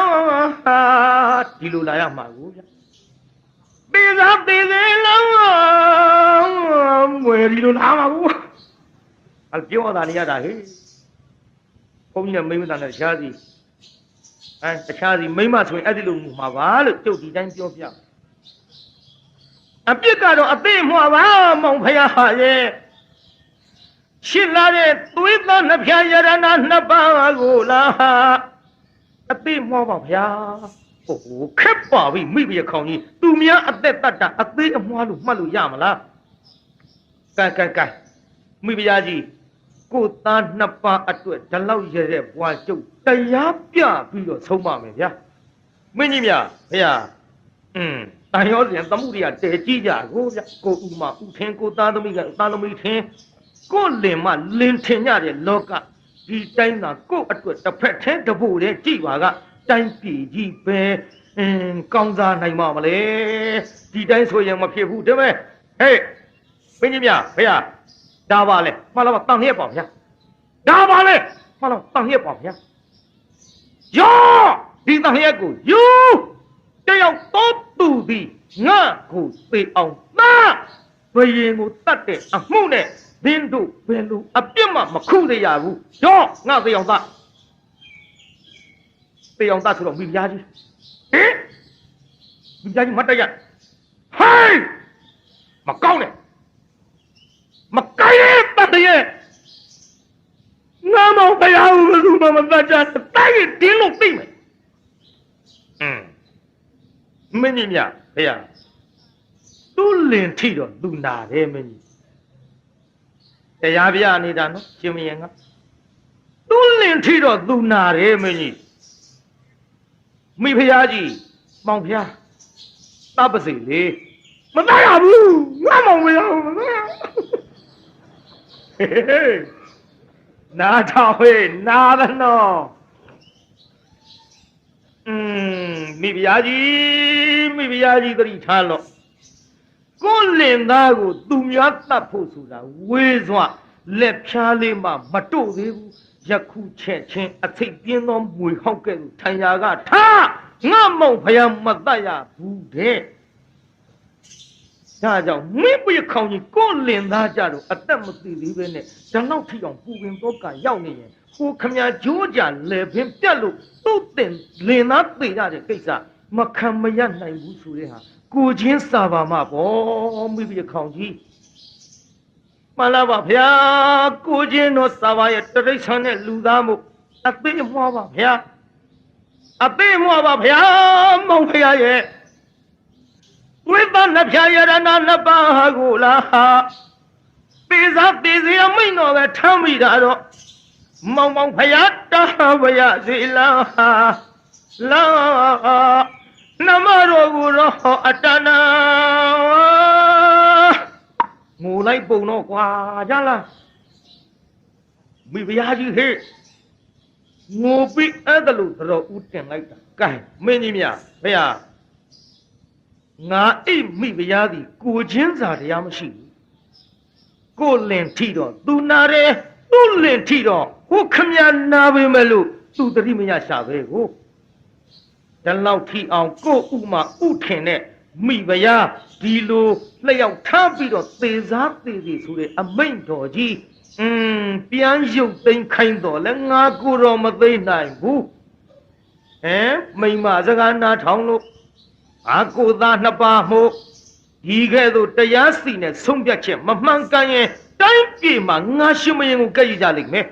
ဟဲ့ပြင်းပြဘုရားအမိန်တော့မှတ်မယ်အမိန်တော့နာကယခုချက်ချင်းသားတော်နှစ်ပါးနားတွေကဆွဲထုတ်တုတ်တန်ရောက်တဲ့အခါမှာလေပင်ကြိုးကြသေသလိုဓာတ်ခုတ်၍တတ်လိုက်ကြပါမင်းကြီးဗျာမရပါဘူးတတ်မိတ်မထုတ်ပါအာနာဘွယ်သားများဆိုဆွဲခေါ်ပါခဲ့ကိုတော်လေးဆွဲခေါ်နှောင်ထိုးတဲမိဖုရားကြီးပက်လက်လန်လဲသွားပက်လက်လန်လဲရမှာနောက်တရိရလာတော့ဟင်ဟဲ့ငါသားတော်လေးဒီကောငါသားတော်တစ်ပါးကောအော်သူရိယကုမာရဆန္ဒကုမာရတို့ခက်ပြီသေးသေးဆိုတဲ့အမေကြီးပဲချမ်းမလိုက်ပြန်ပြီမဖြစ်ဘူးငါသားတော်တစ်ပါးငါလိုက်ပြီးတော့နှုတ်မယ်လိုက်နှုတ်မယ်ဆိုပြီးနောက်ကနေလိုက်သွားဟိုကဒီလိုနဲ့ဆွဲသွားဟဲ့အနာဘုကွယ်သားများဟေးအနာဘုကွယ်သားများရမိဖုရားကြီးငူသားမကြီးနဲ့ဟောခက်တော့တာပဲဟေးဘယ်နှလုံးမလဲမိဖုရားခေါင်းကြီးလိုက်လာပြီရှင်မင်းကြီးကတတ်စီဆိုတဲ့အမိန့်ချမိဖုရားကြီးကမတတ်ပါနဲ့ဆိုရင်ဒါနှစ်စင်ချဒုက္ခတွေညာကုန်တော့မှာပဲဟုတ်ဘာဖြစ်အတိတရားညာတခုဘယင်အသက်ခိုင်းတဲ့ကိစ္စမိဖုရားကြီးပြောတာငါတို့ကမှုန့်တယ်လို့ဖြစ်မလားကွာမဖြစ်ပေမဲ့လို့ကွာတိုင်းပြည်အုပ်ချုပ်တဲ့ဘယင်ကတော့သူ့စကားနားမထောင်လို့ဒုက္ခများမှာပြေးကြတယ်ဟေးရမဲသေချာမချာဘယင်စကားနားထောင်ရလားကိုတော်လေးတို့ဟဲ့တို့ထွဲခေါ်နေကြပြန်ပြီငါပြောနေတာမကြဘူးလားနောက်ဆက်ကြည့်ဟေးဒီမှာမတတ်နဲ့ငါသားနှစ်ယောက်မှန်လားပါဗျာမတတ်လို့မဖြစ်ကြောင်းပါဗျာဘုရင်ကြီးအမိန့်တော်ပါဗျာဘုရင်အမိန့်တော်မှတ်ပြီမယ်လို့ဘုရင်သားခိုင်းတယ်ငါမတတ်နဲ့ဆိုတော့ငါမိဗျာငါစကားနေလို့နားမထောင်ကြဘူးလားတိုင်းပြည်အုပ်ချုပ်တဲ့ဘုရင်ကတော့ဆိုပြီးတော့ငါ့ကိုနေတော့ဂယုမဆိုင်ကြတော့ဘူးလားမှန်လားပါဗျာမိပရခေါင်းကြီးအတနာလဲတနာလေးစားလဲလေးစားယူသည်လဲယူသည်ကြောက်ရွံ့လဲကြောက်ရွံ့ကြောင်းပါဗျာတို့ပါတော့လေဘုရင်ကြီးရဲ့အမိန့်မလွန်ဆန်နိုင်တဲ့ဖြင့်တတ်ရတော့မှာပါဗျာဟင်ဟဲ့ရောဓမ္မလက်စုငါနဝရလက်စုကိုယူမတတ်နဲ့လွတ်လိုက်ကြမှန်လားပါဗျာဆိုတော့မျက်လုံးကနည်းနည်းလေးပြူးလာတယ်လက်စုကိုမှန်လားပါဗျာဆိုသည်မရ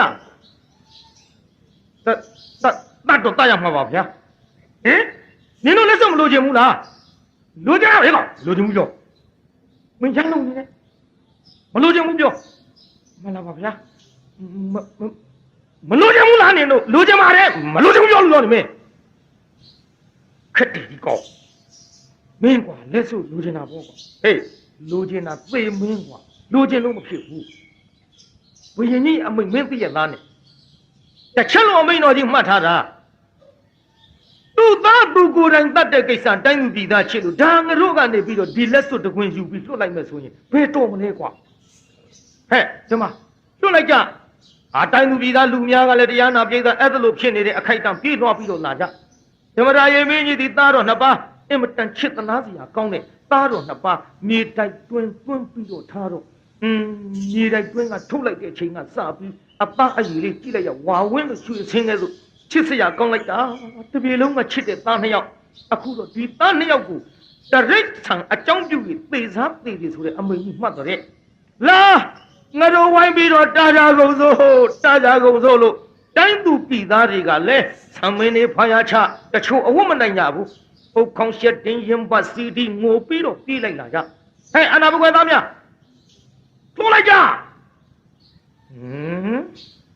လာဗျာမိတပြုံကြီးကိုတော်လေးနှစ်ပါးမသိခင်တို့ကုတ်တာဖဲ့တာနဲ့ဝေးကုန်လိမ့်မယ်ထင်တယ်ဟဲ့အနာဘကွယ်သားများဘာတော့တိုင်းသူပြည်သားလို့ယခုမိဘရခေါင်ကြီးကလက်စုပ်ပေးနေတင်တို့ယူပြီးလွတ်လိုက်ပါတော့လား ခက်တဲ့တိုင်းလူကြည်သားတို့ဘယင်အမိန်တော်ကသတ်စေလွတ်လိုက်ပြန်ပါကဒီတစိုးလက်ဆောင်ယူပြီးမစားရခင်ဘယင်မှတ်တဲ့အမိန်နဲ့သေရအောင်ပါပဲ။အိုးတင်းတော့မသေးရအောင်ဒီလိုလုပ်ရောငါတို့ကလည်းတိုင်းလူပြည်သားကဟောဒီပစ္စည်းတွေပုံပေးမိဘရခေါင်ကြီးပေးတဲ့လက်စွပ်နဲ့ဟောဒီတိုင်းလူပြည်သားပေးတဲ့ပစ္စည်းများနဲ့ဒါတွေကိုယူတင်တို့အသက်ချမ်းသာအောင်ဘယင်ကြီးမြင်တဲ့ကိစ္စမှာမဟုတ်ဘဲနဲ့တပါးသောသူရဲ့ခန္ဓာကိုယ်မှာထွက်တဲ့သွေးကိုဓာမှသုံးခုတ်တပ်ပြီးပါပြီဆိုတာဘယင်တော်ဥတင်းမင်းသားနှစ်ပါးကိုလည်းဘယင်မမြင်အောင်တိုင်းတစ်ပါးနှင်းဒီကိစ္စတင်တို့အသက်ရှင်ရမယ်ပေါ့ဒီကောင်ဟုတ်ဘူးကမြင်ရတော့နဲတာမဟုတ်ဘူးလက်စွပ်ခုံးမဆွဲကြိုးတွေပုံထားတာကွာဟေးဒီလားလက်မနိုင်နေနဲ့ဘယ်တော့မှရှိလားမရှိလားမသိတုံမှန်းတုတ်တာကြလားအခုကလက်မနာရီတဲ့ပတ်ကိုဗျဟေးမြင်ရလားခုမတချို့အဝစားတွေကတထွန်းတက်ထွက်ဖောက်ခရစ်ဖောက်ရှာပလတ်စတစ်အဲ့ဒီအလတ်စတစ်ရောခုမကွာဘယ်တော့မှဒါတွေရှိသလားတော့မသိဘူးပေါ့မျက်လုံးပြူးမျက်ဆံပြူးနဲ့သဘောကျပြီးတော့ဟေးဟုတ်တယ်တယောက်ယောက်သရဝါတစ်ခုခုရဲ့ထွက်သောသွေးကိုတန်လျက်ဓာတ်မှာတုတ်ပြီးတော့ပြခုတ်တက်ပြီးပါပြီဆိုရင်ဘုရင်ကြီးကြည်နပ်ပါပါလွတ်ကြစို့သားတို့ဟိုလေလွတ်တော့မယ်ထင်တယ်ဟာလာပါဖေဖေလာစားဟဲ့မင်းတို့မဟုတ်လားဟာလာပါဗျာဂရိပေးပါဗျာဟဲ့ဘယ်လိုဂရိပေးရမှာတော့အားတော်နှစ်ပါးချစ်တနာလို့အသက်သေးဝေးကလွတ်လိုက်တဲ့ချိန်ခါမှာဒီတိုင်းပြည်မှာမနေသေးပဲနဲ့အဝေးသို့နှင်မဲ့ကိစ္စမတားမြစ်ပါဘူးဆိုတဲ့ဂရိပါဗျာကောင်းပါပြီကွယ်တော်သားတော်များအသက်ရှင်လျက်ငါကျင့်တတ်ပါပြီသားတော်များအသက်ရှင်လျက်ငါကျင့်တတ်ပါပြီရော့လက်တို့ကိုပစ္စည်းတွေလည်းမင်းတို့ယူ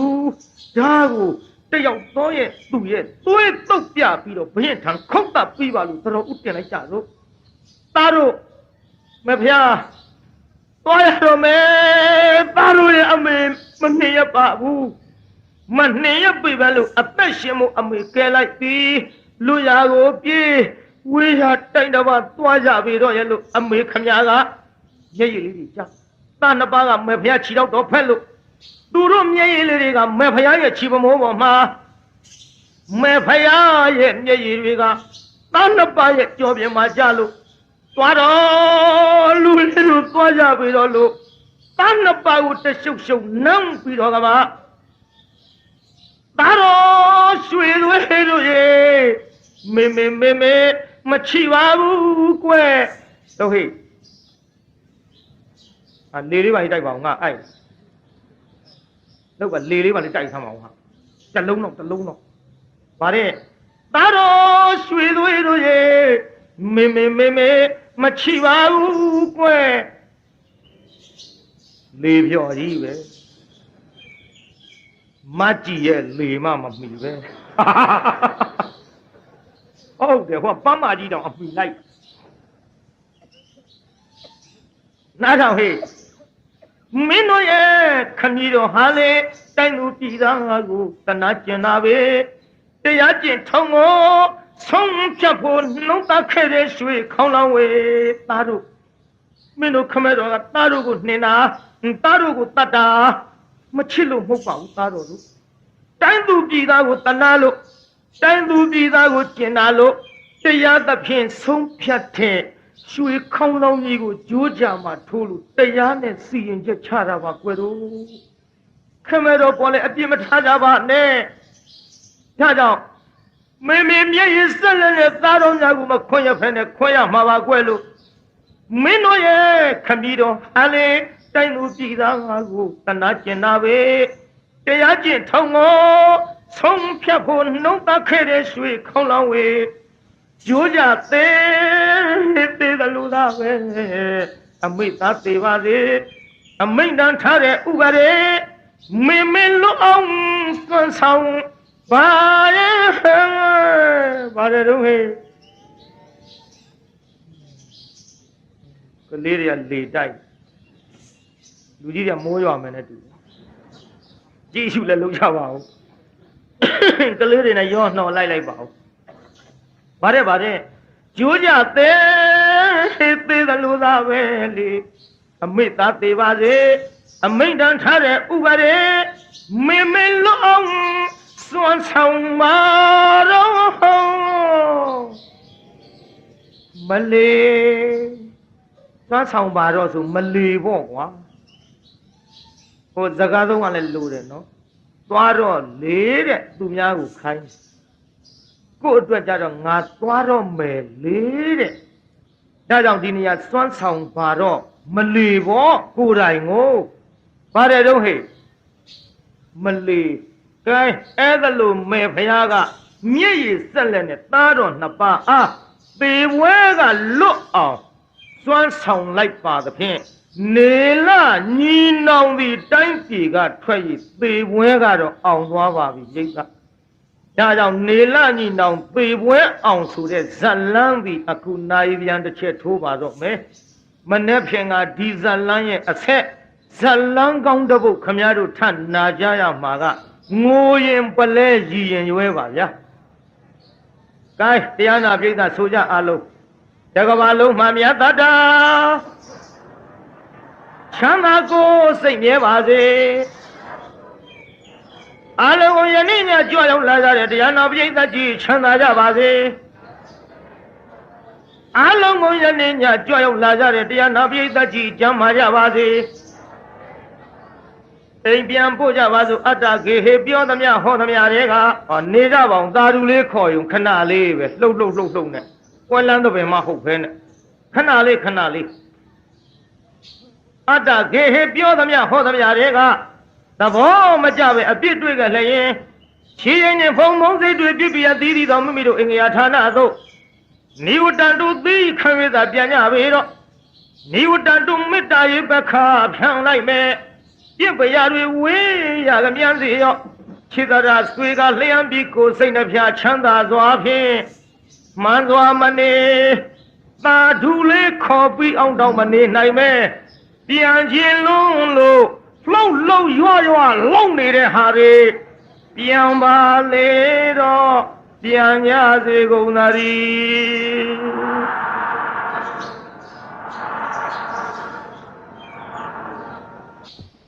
အိမ်မက်ဆိုတာနဲ့ပတ်သက်ပြီးတော့မြန်မာစကားအိမ်မက်ဆိုတာပါဠိလိုကြတော့သူပိနလို့ခေါ်တယ်သူပိနသို့မဟုတ်သူပိနန္တအဲ့ဒီစကားလုံးနှလုံးနဲ့အသုံးပြုပြီးတော့အိမ်မက်ဆိုတာအိပ်ပျော်နေတဲ့အချိန်မှာမြင်မဲ့လေးရှိတဲ့စိတ်ရခံစားမှုရုပ်ရခံစားမှုစိတ်ရခံစားမှုတစ်မျိုးကိုအိမ်မက်လို့ခေါ်တယ်အိပ်ပျော်နေတဲ့အချိန်မှာမြင်ရလေးရှိကြတယ်တွေ့ကြုံခံစားရလေးရှိတယ်အဲ့တော့ဒီနေရာမှာအိပ်မက်ဆိုတဲ့သဘာဝတရားကိုအဘိဓမ္မာသဘောအရကြည့်မယ်ဆိုရင်နှစ်ချိုက်ကြီးအိမ်မောကြနေတဲ့အချိန်မှာမက်တာကိုအိမ်မက်ခေါ်တာလားလို့ဆိုမဟုတ်ဘူးတဲ့နှစ်ချိုက်ကြီးအိပ်ပျော်နေလို့ရှိရင်ဘဝင်စိတ်လို့ခေါ်တဲ့ငြိမ်သက်တဲ့ပရိသေစိတ်လို့အတိတ်ကအာယုန်တစ်ခုနဲ့ငြိမ်သက်စွာဖြစ်ပေါ်နေတဲ့ဘဝင်စိတ်စင်စက်မပြတ်ဖြစ်နေတဲ့အခါမှာလူတွေဟာအိမ်မက်ပဲနဲ့အိမ်မောကြနေတတ်တယ်ပေါ့နှစ်ချိုက်အိပ်ပျော်သွားတယ်အိမ်မက်ဘူးအိမ်မက်တယ်ဆိုတာကပိမိတ်္ထပရိဒတဲ့စာပေကျမ်းကမှာကပိမိတ်္ထမြောက်မြီးငိုက်လို့ဘာသာပြန်လေးရှိတယ်ကပိဆိုတာမြောက်မိတ်္ထဆိုတာငိုက်တာမြောက်များဆိုတာအလုံးသိကြတဲ့အတိုင်းတစ်ပင်မောနေတဲ့တရဝအဲ့တော့တစ်ပင်မောနေတဲ့တရဝဆိုတာဟာမြေကြီးပေါ်နေရတာလို့လွတ်လပ်ကြီးမဟုတ်ဘူးတစ်ပင်မောကခြေကျော်လက်ချော်ဖြစ်ဖို့လေအချိန်မီဖြစ်နိုင်ဒါကြောင့်မို့မြောက်များဟာအိတ်လိုက်ပြီဆိုရင်ဖြတ်ခနဲ့အိပ်ပျော်သွားလိုက်ဖြတ်ခနဲ့နိုးလိုက်ဖြတ်ခနဲ့အိပ်ပျော်လိုက်ဖြတ်ခနဲ့နိုးလိုက်အဲ့ဒီလိုမြောက်မြီးငိုက်လို့ခေါ်တယ်နှစ်ခြားကြီးတခါတည်းအိပ်ပျော်သွားတာမျိုးမရှိဘူးတဲ့အဲ့ဒီလိုမြောက်မြီးငိုက်တယ်လို့လူဟာအိပ်ပျော်တဝက်နိုးတဝက်ဆိုတဲ့အချိန်မျိုးမှရောက်တဲ့အခါ ဘဝင်စိတ်ဖြစ်လိုက်ဝိထိစိတ်ဖြစ်လိုက်ဘဝင်စိတ်ဖြစ်လိုက်ဝိထိစိတ်ဖြစ်လိုက်ဘဝင်စိတ်ဆိုတဲ့ passive mind လို့ခေါ်တယ်ဒီဘာမှလှုပ်ရှားမှုမရှိတဲ့စိတ်အရင်ဖြစ်ပေါ်လာတယ်ခါမှာတွေ့ဝေမိန်မောအိပ်ပျော်သွားပြီဝိထိစိတ်လေးဖြစ်တဲ့အခါမှာစိတ်လှုပ်ရှားမှုလေးတွေပေါ်လာသို့တော့ဘဝင်စိတ်နဲ့ဝိထိစိတ်ကအလင်းအမြန်ဖြစ်နေတာဖြစ်သည့်အတွက်ကြောင့်ဝိထိစိတ်ကြီးနိုးနေသလိုလဲသူက action တွေမရှိဘူးသို့တော့စိတ်ခံစားရမှုထဲမှာတော့အလုံးအိမ်မက်ဆိုတာလူတိုင်းမက်ဖူးကြတာဖြစ်သောကြောင့်အိမ်မက်ရဲ့အတွေ့အကြုံတွေကတော့ရှိနေကြတာပဲပေါ့နော်အိမ်မက်မက်ဖူးကြတယ်အဲ့ဒီအိမ်မက်တွေမက်တယ်လို့ဆိုတာနိုးတဝက်အိပ်ပျော်တဝက်မြောင်မြီးငိုက်တဲ့အချိန်မျိုးမှာအိမ်မက်မက်လေးရှိတယ်တဲ့ဒီလိုဆိုတယ်အဲ့တော့အိမ်မက်မက်တဲ့ဟာလူတိုင်းမှာအိမ်မက်မက်သလားလို့ဆိုတဲ့အခါကျတော့ပုရုဇဉ်ပုဂ္ဂိုလ်တွေဟာအိမ်မက်မက်တတ်တယ်အိမ်မက်မက်လေးရှိကြတယ်တခါသောတာပန်သဂရာဂံအနာဂံဆိုတဲ့အနေထားရောက်တဲ့အခါမှာလေအိမ်မက်မက်တယ်အိမ်မက်မက်တတ်တယ်ယဟန္တာဖြစ်သွားလို့ရှိရင်တော့စိတ်ထဲမှာဝိပ္ပန္နတာလို့ဆိုတဲ့အမှတ်မှားတာတွေသိမှားတာတွေမရှိတော့ဘူးကင်းစင်ပြီးစိတ်စင်ကကြည်လင်သွားတာဖြစ်တော့ကြောင့်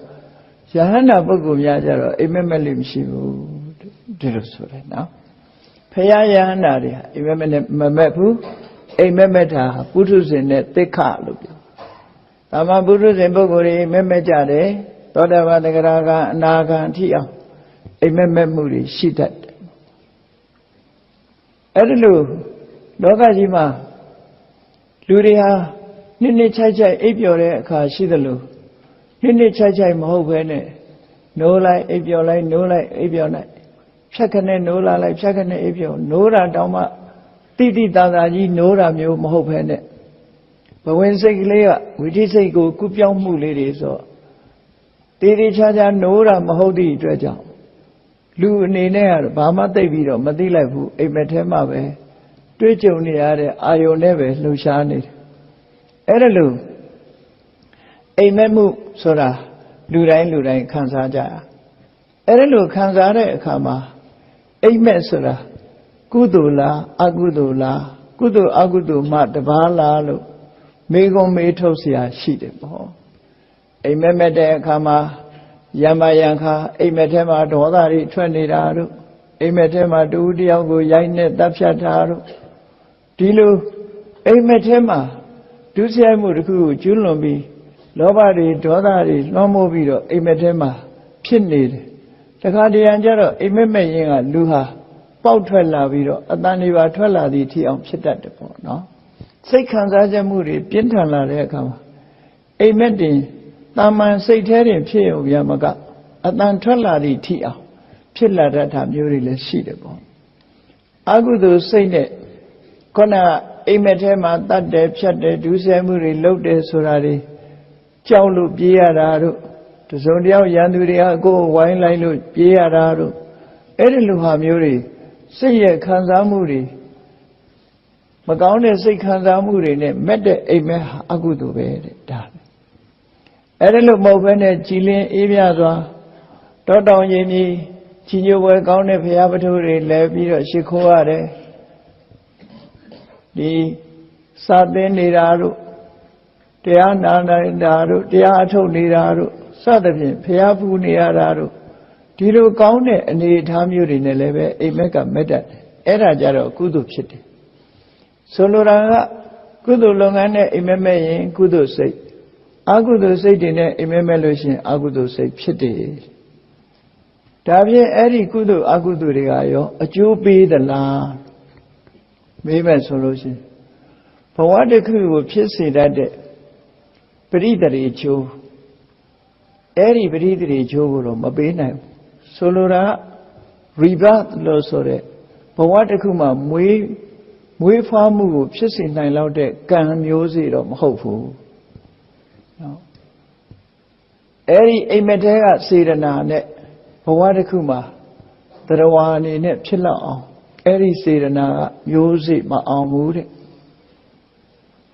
သို့တော်လဲ ဝလို့ဖြစ်လာပြီးတဲ့ဂျားထဲမှာပဝတ္တိလို့ခေါ်တယ်ဘဝတစ်ခုဖြစ်စဉ်အတွင်းမှာတော့အိမ်မက်ထဲကအကုသိုလ်အိမ်မက်ထဲကကုသိုလ်တွေဟာအကျိုးသက်ရောက်မှုလေးတွေရှိတတ်တယ်လို့ဒီလိုဆိုတယ်နော်အဲ့တော့အိမ်မက်မဲ့တဲ့အခါမှာကောင်းတာတွေမဲ့မယ်ဆိုရင်ကောင်းကျိုးချမ်းသာအကျိုးသက်ရောက်မှုကိုဖြစ်စေတယ်အိမ်မက်ကအကျိုးပေးသေးတယ်မကောင်းတာတွေကြီးပဲအိမ်မက်မဲ့နေမကောင်းကျိုးတွေကလည်းသက်ရောက်မှုဖြစ်စေနိုင်တယ်လို့စာပေကျမ်းကမှာအဲ့ဒါလို့ဆိုထားတယ်ဘောဓုတမှတ်သားစရာပေါ့နော်အိမ်မက်ဆိုတာအလုံးကြားဝိကြလိမ့်မယ်ဘုရားရဲ့မေတော်မာယာဒေဝီဟာဘုရားလောင်းလေးတန်တေခတော့မယ်ဆိုတော့လေသူလည်းအိမ်မက်မက်ခဲ့တာပဲပေါ့အိမ်မက်မက်တယ်နမင်းကြီး၄ပါးကမိမိအိတ်နေတဲ့တလွန်ကိုထမ်းယူပြီးတော့ဟိမောတာတောင်ကငွေတောင်ဘက်ကိုသဲဆောင်သွားပြီးတော့ငွေတောင်ထဲမှာအဲ့ဒီလှိုင်ကူကြီးအတွင်းမှာငွေဘိမှန်တဲ့တလွန်ကိုထားပြီးတော့ရေမိုးချိုးတန့်စင်ပြီးအဲ့ဒီမှာအိတ်နေတဲ့အချိန်မှာအနီးနားမှာရှိတဲ့ရွှေတောင်ကြီးတစ်ခုပေါ်မှာကျက်စားနေတဲ့ဆွတ်ဆွတ်ဖြူတဲ့စင်ပြူတော်ကြီးဟာအဲ့ဒီရွှေတောင်ကြီးပေါ်ကနေဆင်းလာပြီးငွေတောင်ဘက်ကိုလာပြီးတော့အဲ့ဒီငွေတောင်ထဲမှာမေရမာယာလျောင်းဆက်နေတဲ့ခန်းထဲကိုစင်ပြူတော်ကြီးကဝင်လာပြီးလက်ရရလှိပြီးလက်ရနံပါတ်ကိုဖောက်ထွင်းပြီးတော့ဝန်းထဲဝင်သွားတယ်လို့အိမ်မက်မက်တယ်ပေါ့ဒါဘုရားလောင်းလေးတန်လေးခါတော့ကမက်တဲ့အိမ်မက်ဒီလိုအိမ်မက်ဆိုတာမျိုးကအမျိုးမျိုးတော့မက်တတ်ကြတယ်ပေါ့ထူးထူးဆန်းဆန်းနေလဲမက်ကြတယ်ပေါ့အဲ့တော့အိမ်မက်မက်တာဘာကြောင့်မက်တာလဲအိမ်မက်မက်တာအကြောင်းမဲ့ဖြစ်တာလားလို့ဆိုလောကမှာအကြောင်းမရှိဘဲနဲ့ဘာတစ်ခုမှမဖြစ်ဘူးအိမ်မက်မက်တာလည်းပဲအကြောင်းရှိတယ်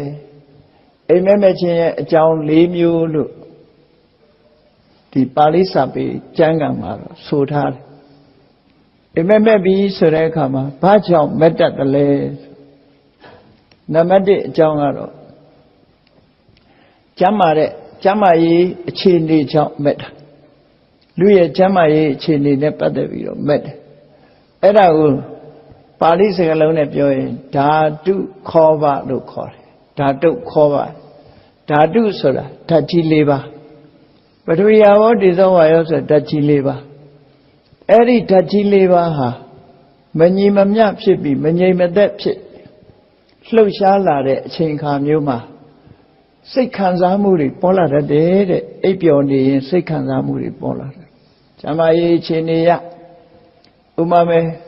ပထဝီဓာတ်တွေများပြီးတော့ခန္ဓာကိုယ်ကတောင့်တင်းနေတဲ့အခါမျိုးရှိတယ်။အာဘောဓာတ်တွေများပြီးတော့ခန္ဓာကိုယ်ကအေးစိတ်ပြီးတော့အရည်ဓာတ်တွေများလာတဲ့သဘောတွေရှိတယ်။တေဇောဓာတ်တွေများလာလို့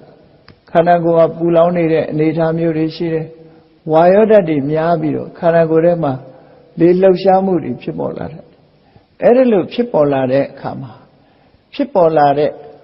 ဓာတ်အခြေအနေလွန်ကဲမှုကိုအကြောင်းပြုပြီးတော့အိမ်မက်တွေဟာအမျိုးမျိုးမက်တတ်တယ်ပေါ့။ဝါယောဓာတ်တွေလွန်ကဲပြီဆိုလို့ရှိရင်လူဟာကောင်းငင်ပြန်တက်သွားတယ်လို့အိမ်မက်မျိုးတွေမက်တတ်တယ်ပေါ့။အာဘောဓာတ်တွေလွန်ကဲနေပြီဆိုရင်ရေထဲမှာရေကူးနေရတဲ့အိမ်မက်မျိုးတွေမက်တတ်တယ်ပေါ့။အဲ့ဒီလိုဓာတ်၄ပါးခံစားမှုကိုအကြောင်းပြုပြီးတော့ဓာတ်၄ပါးအခြေအနေပေါ်မှာမူတည်ပြီးတော့အိမ်မက်တွေမက်တတ်တယ်ပထဝီဓာတ်တွေလွန်ကဲနေပြီဆိုရင်ရန်သူတွေကလိုက်တာမလှုပ်နိုင်မရှက်နိုင်ဖြစ်နေတာမျိုးတို့ထားလို့မရတာမျိုးတွေတို့ဒါမျိုးတွေမက်တတ်တယ်ပေါ့အဲ့ဒါလို့စိတ်ထဲမှာဓာတ်၄ပါး၆ချားပြီးတော့ကျမ်းမာရေးအခြေအနေအထားတစ်ခုကြောင့်မက်တဲ့အိမ်မက်မျိုးဟာလည်းရှိတယ်တဲ့ဒါကြောင့်မက်တာဓာတ်၄ပါးမညီမမျှဖြစ်လို့ရှိရင်လည်းအိမ်မက်မက်တတ်တယ်ဒါကြောင့်ကျမ်းမာရေးရှုထောင့်ကပြောတဲ့အခါမှာအိမ်မက်ခဏခဏမက်တတ်တဲ့ပုဂ္ဂိုလ်ဟာကျမ်းမာရေးချွတ်တဲ့တယ်လို့ဒီလိုဆိုရတယ်ပေါ့အိမ်မက်တွေမက်ပါများရင်ကျမ်းမာရေးတချို့ကတညာလုံးအိမ်မက်ကြီးကမပြီးနိုင်အောင်မက်နေတဲ့လူတွေလည်းရှိတယ်ခုကောသလမင်းကြီးကဒီခါလေးအိမ်မက်မက်တာလဲတာမဟုတ်ဘူးသူမက်တဲ့အိမ်မက်တွေကလည်းအများကြီး အဲ့ဒါလို့အိမ်မက်မက်တာဟာနံပါတ်1ဓာတ်၄ပါး6ချားမှုမညီမျှမှုကိုအကြောင်းပြုပြီးတော့လေမက်တယ်တဲ့နောက်တစ်ခုမက်တာကတော့ဘာလို့ဆိုရင်ဒုတိယအကြောင်းကတော့အနုဘူတပုပ္ပတွေ့ကြုံခံစားမှုတဲ့နေ့စဉ်ကဖြစ်စေလွန်ခဲ့တဲ့လတွေကလွန်ခဲ့တဲ့နှစ်တွေကဖြစ်စေအတွေ့အကြုံတွေစိတ်ရဲ့ခံစားချက်တွေစိတ်ထဲမှာဆွဲလာတဲ့ခံစားချက်တွေအဲ့ဓာတွေကိုဆွဲပြီးတော့ညကြလို့ရှိရင်အိမ်မက်မက်တတ်တယ်တွေ့ကြုံခံစားမှုတွေကိုဆွဲပြီးတော့မက်တာကိုဆွဲမက်ပေါ့အဲ့ဒါလို့ဆွဲပြီးတော့မက်တဲ့အိမ်မက်မျိုးတွေလေလောကလူတွေဟာမက်လိရှိကြတယ်တဲ့တတိယအချက်ကတော့ဒေဝတောပတံဟာရလို့ပါဠိလိုဆိုတယ်ဒေဝတာဥပတံဟာရဒေဝတာဆိုတာနတ်ဥပတံဟာရဆိုတာဆောင်ပြတာနတ်တွေကနေပြီးတော့အိမ်မက်ပေးတာနတ်တွေအိမ်မက်ပေးလို့မက်တဲ့အိမ်မက်မျိုးလည်းရှိတတ်တယ်သူတို့ကအိမ်မက်မဲ့အောင်စိတ်ဒီပြတာမျိုးတွေရှိတာတတ်တယ်ပေါ့အဲ့ဒါလို့နတ်ပြတဲ့အိမ်မက်မျိုးတွေလည်းပဲလူတွေဟာမက်လေးမထရှိကြတယ်တဲ့နောက်၄ခုမြောက်အကြောင်းတရားကတော့ဘာလို့ဆိုရင်ပုပ္ပနိမိတ်တာပုပ္ပနိမိတ်တာဆိုတာပုပ္ပနမိတ်ဆိုတာပုပ္ပနမိတ်ဆိုတာမဖြစ်ခင်ကကြိုတင်ပြီးဖြစ်မဲ့အရာတွေကိုဖော်ညွှန်းတဲ့အနေနဲ့နမိတ်ပြတဲ့အနေနဲ့မက်လာတာမျိုးတွေဖြစ်တတ်တယ်ပုပ္ပနမိတ်နောင်ဖြစ်မဲ့အနေထားတစ်ခု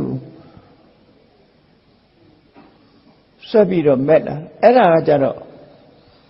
လူတူတယောက်ရဲ့ကုသိုလ်ကြောင့်သို့မဟုတ်အကုသိုလ်ကြောင့်မက်တာလည်းဖြစ်နိုင်တယ်လောကသားတွေရဲ့ဆက်ဆက်နေတဲ့ကုသိုလ်အကုသိုလ်ကြောင့်လည်းပဲပုဂ္ဂိုလ်တူတယောက်မှလာရောက်ပြီးတော့အကြောင်းထင်ဟပ်ပြီးတော့မက်တာမျိုးတွေလည်းရှိတယ်ပုပ္ပနိမိတ်တာဖះလောင်းဟာဖះဖြစ်တော့မယ်ဖះဖြစ်ခံနေပြီကဆုံလာပြီအဖိတ်နေညတရားဓမ္မကျင့်ကြံကြိုးကိုအထောက်ရင်နာနဲ့မိုးတော့တဲ့အချိန်လေးမှာမိကနေပျော်သွားတဲ့အချိန်လေးမှာအိမ်မက်တိမက်ဖူးတယ်အဲ့ဒီအိမ်မက်ကြီး၅မျိုးလို့ခေါ်တယ်မြတ်စွာဘုရားအလောင်းတော်အိမ်မက်မက်တာ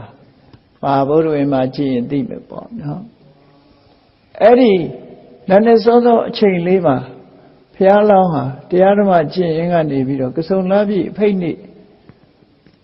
နာနဲ့မိုးတော့အလင်းရောက်တဲ့အချိန်လေးမှာမိကနေပျော်သွားရတာဘာတွေမက်လိုက်တုံးလို့ဆိုရင်သူ့ရဲ့ခန္ဓာကိုယ်ကြီးကအလွန်ကြီးမားပြီးတော့ဟိမွန်တာတောင်ကြီးပေါ်မှာသူကပလက်လန်အိတ်တဲ့အနေထားမှာဟိမွန်တာတောင်ကြီးကိုသူကခေါင်းအုံးလုပ်ပြီးတော့အုံးနေတယ်ဟိမွန်တာတောင်ကြီးဆိုတာမြောက်ဘက်မှာရှိတာနော်ဟိမွန်တာတောင်ကိုခေါင်းအုံးလက်တစ်ဖက်ကအရှေ့သမုဒ္ဒရာလက်တစ်ဖက်ကအနောက်ဘက်သမုဒ္ဒရာခြေနှစ်ဘက်ကတောင်သမုဒ္ဒရာပေါ်မှာဆန့်တန်းပြီးတော့မြောက်ဘက်ကိုခေါင်းပြုပြီးတော့အိတ်နေတဲ့အနေအထားကြီးသူ့ကိုယ်သူပြန်ပြီးတော့အိမ်မက်မက်တယ်အဲ့ဒါအိမ်မက်တစ်ခုပဲဘုရားဖြစ်ခါนี้မှာအိမ်မက်တစ်ခုအဲ့ဒါလိုမက်လိုက်တာဘုရားဖြစ်မဲ့လောကမှာအမြတ်ဆုံးပုဂ္ဂိုလ်ဖြစ်မဲ့အနေအထားတစ်ခုတရားသူတရားမြတ်ရတော့မဲ့အနေအထားနေတဲ့ဒီဟာကိုမက်တာတဲ့နောက်တစ်ခုမှာအဲ့ဒါလိုပလက်လန်အိတ်နေတဲ့အချိန်လေးကချက်ကနေပြီးတော့ဒီမျက်ပင်ကလေးနေစာမျက်ပင်လေးဟာပေါက်ထွက်လာပြီးတော့ကောင်းကင်ယံထိအောင်မျက်ပင်ဟာပေါ်ထိအောင်တက်သွားတယ်ဆိုတဲ့ဒီအိမ်မက်ကိုလည်းမက်တယ်နောက်တစ်ခါခေါင်းကအနဲ့ပိုးရွတွေဟာရသော်ဗျာခြေတောင်းကနေပြီးတော့ပိုးရွတွေကတက်လာတာဒုစည်းလောက်ထိအောင်ဖုံးသွားတယ်ဒီအိမ်မက်ကိုလည်းမက်လိုက်တယ်ပေါ့နောက်အိမ်မက်မက်တာတော့အရက်လေးမျက်နှာကအယောင်မျိုးစုံရှိတဲ့ငှက်တွေဟာပြန်လာကြအလုံးသူစီကိုဥတီပြန်လာပြီးသူ့ခြေရင်းမှာလာပြီးတော့ငှက်တွေဟာပြန်ပြီးတော့ချကြတယ်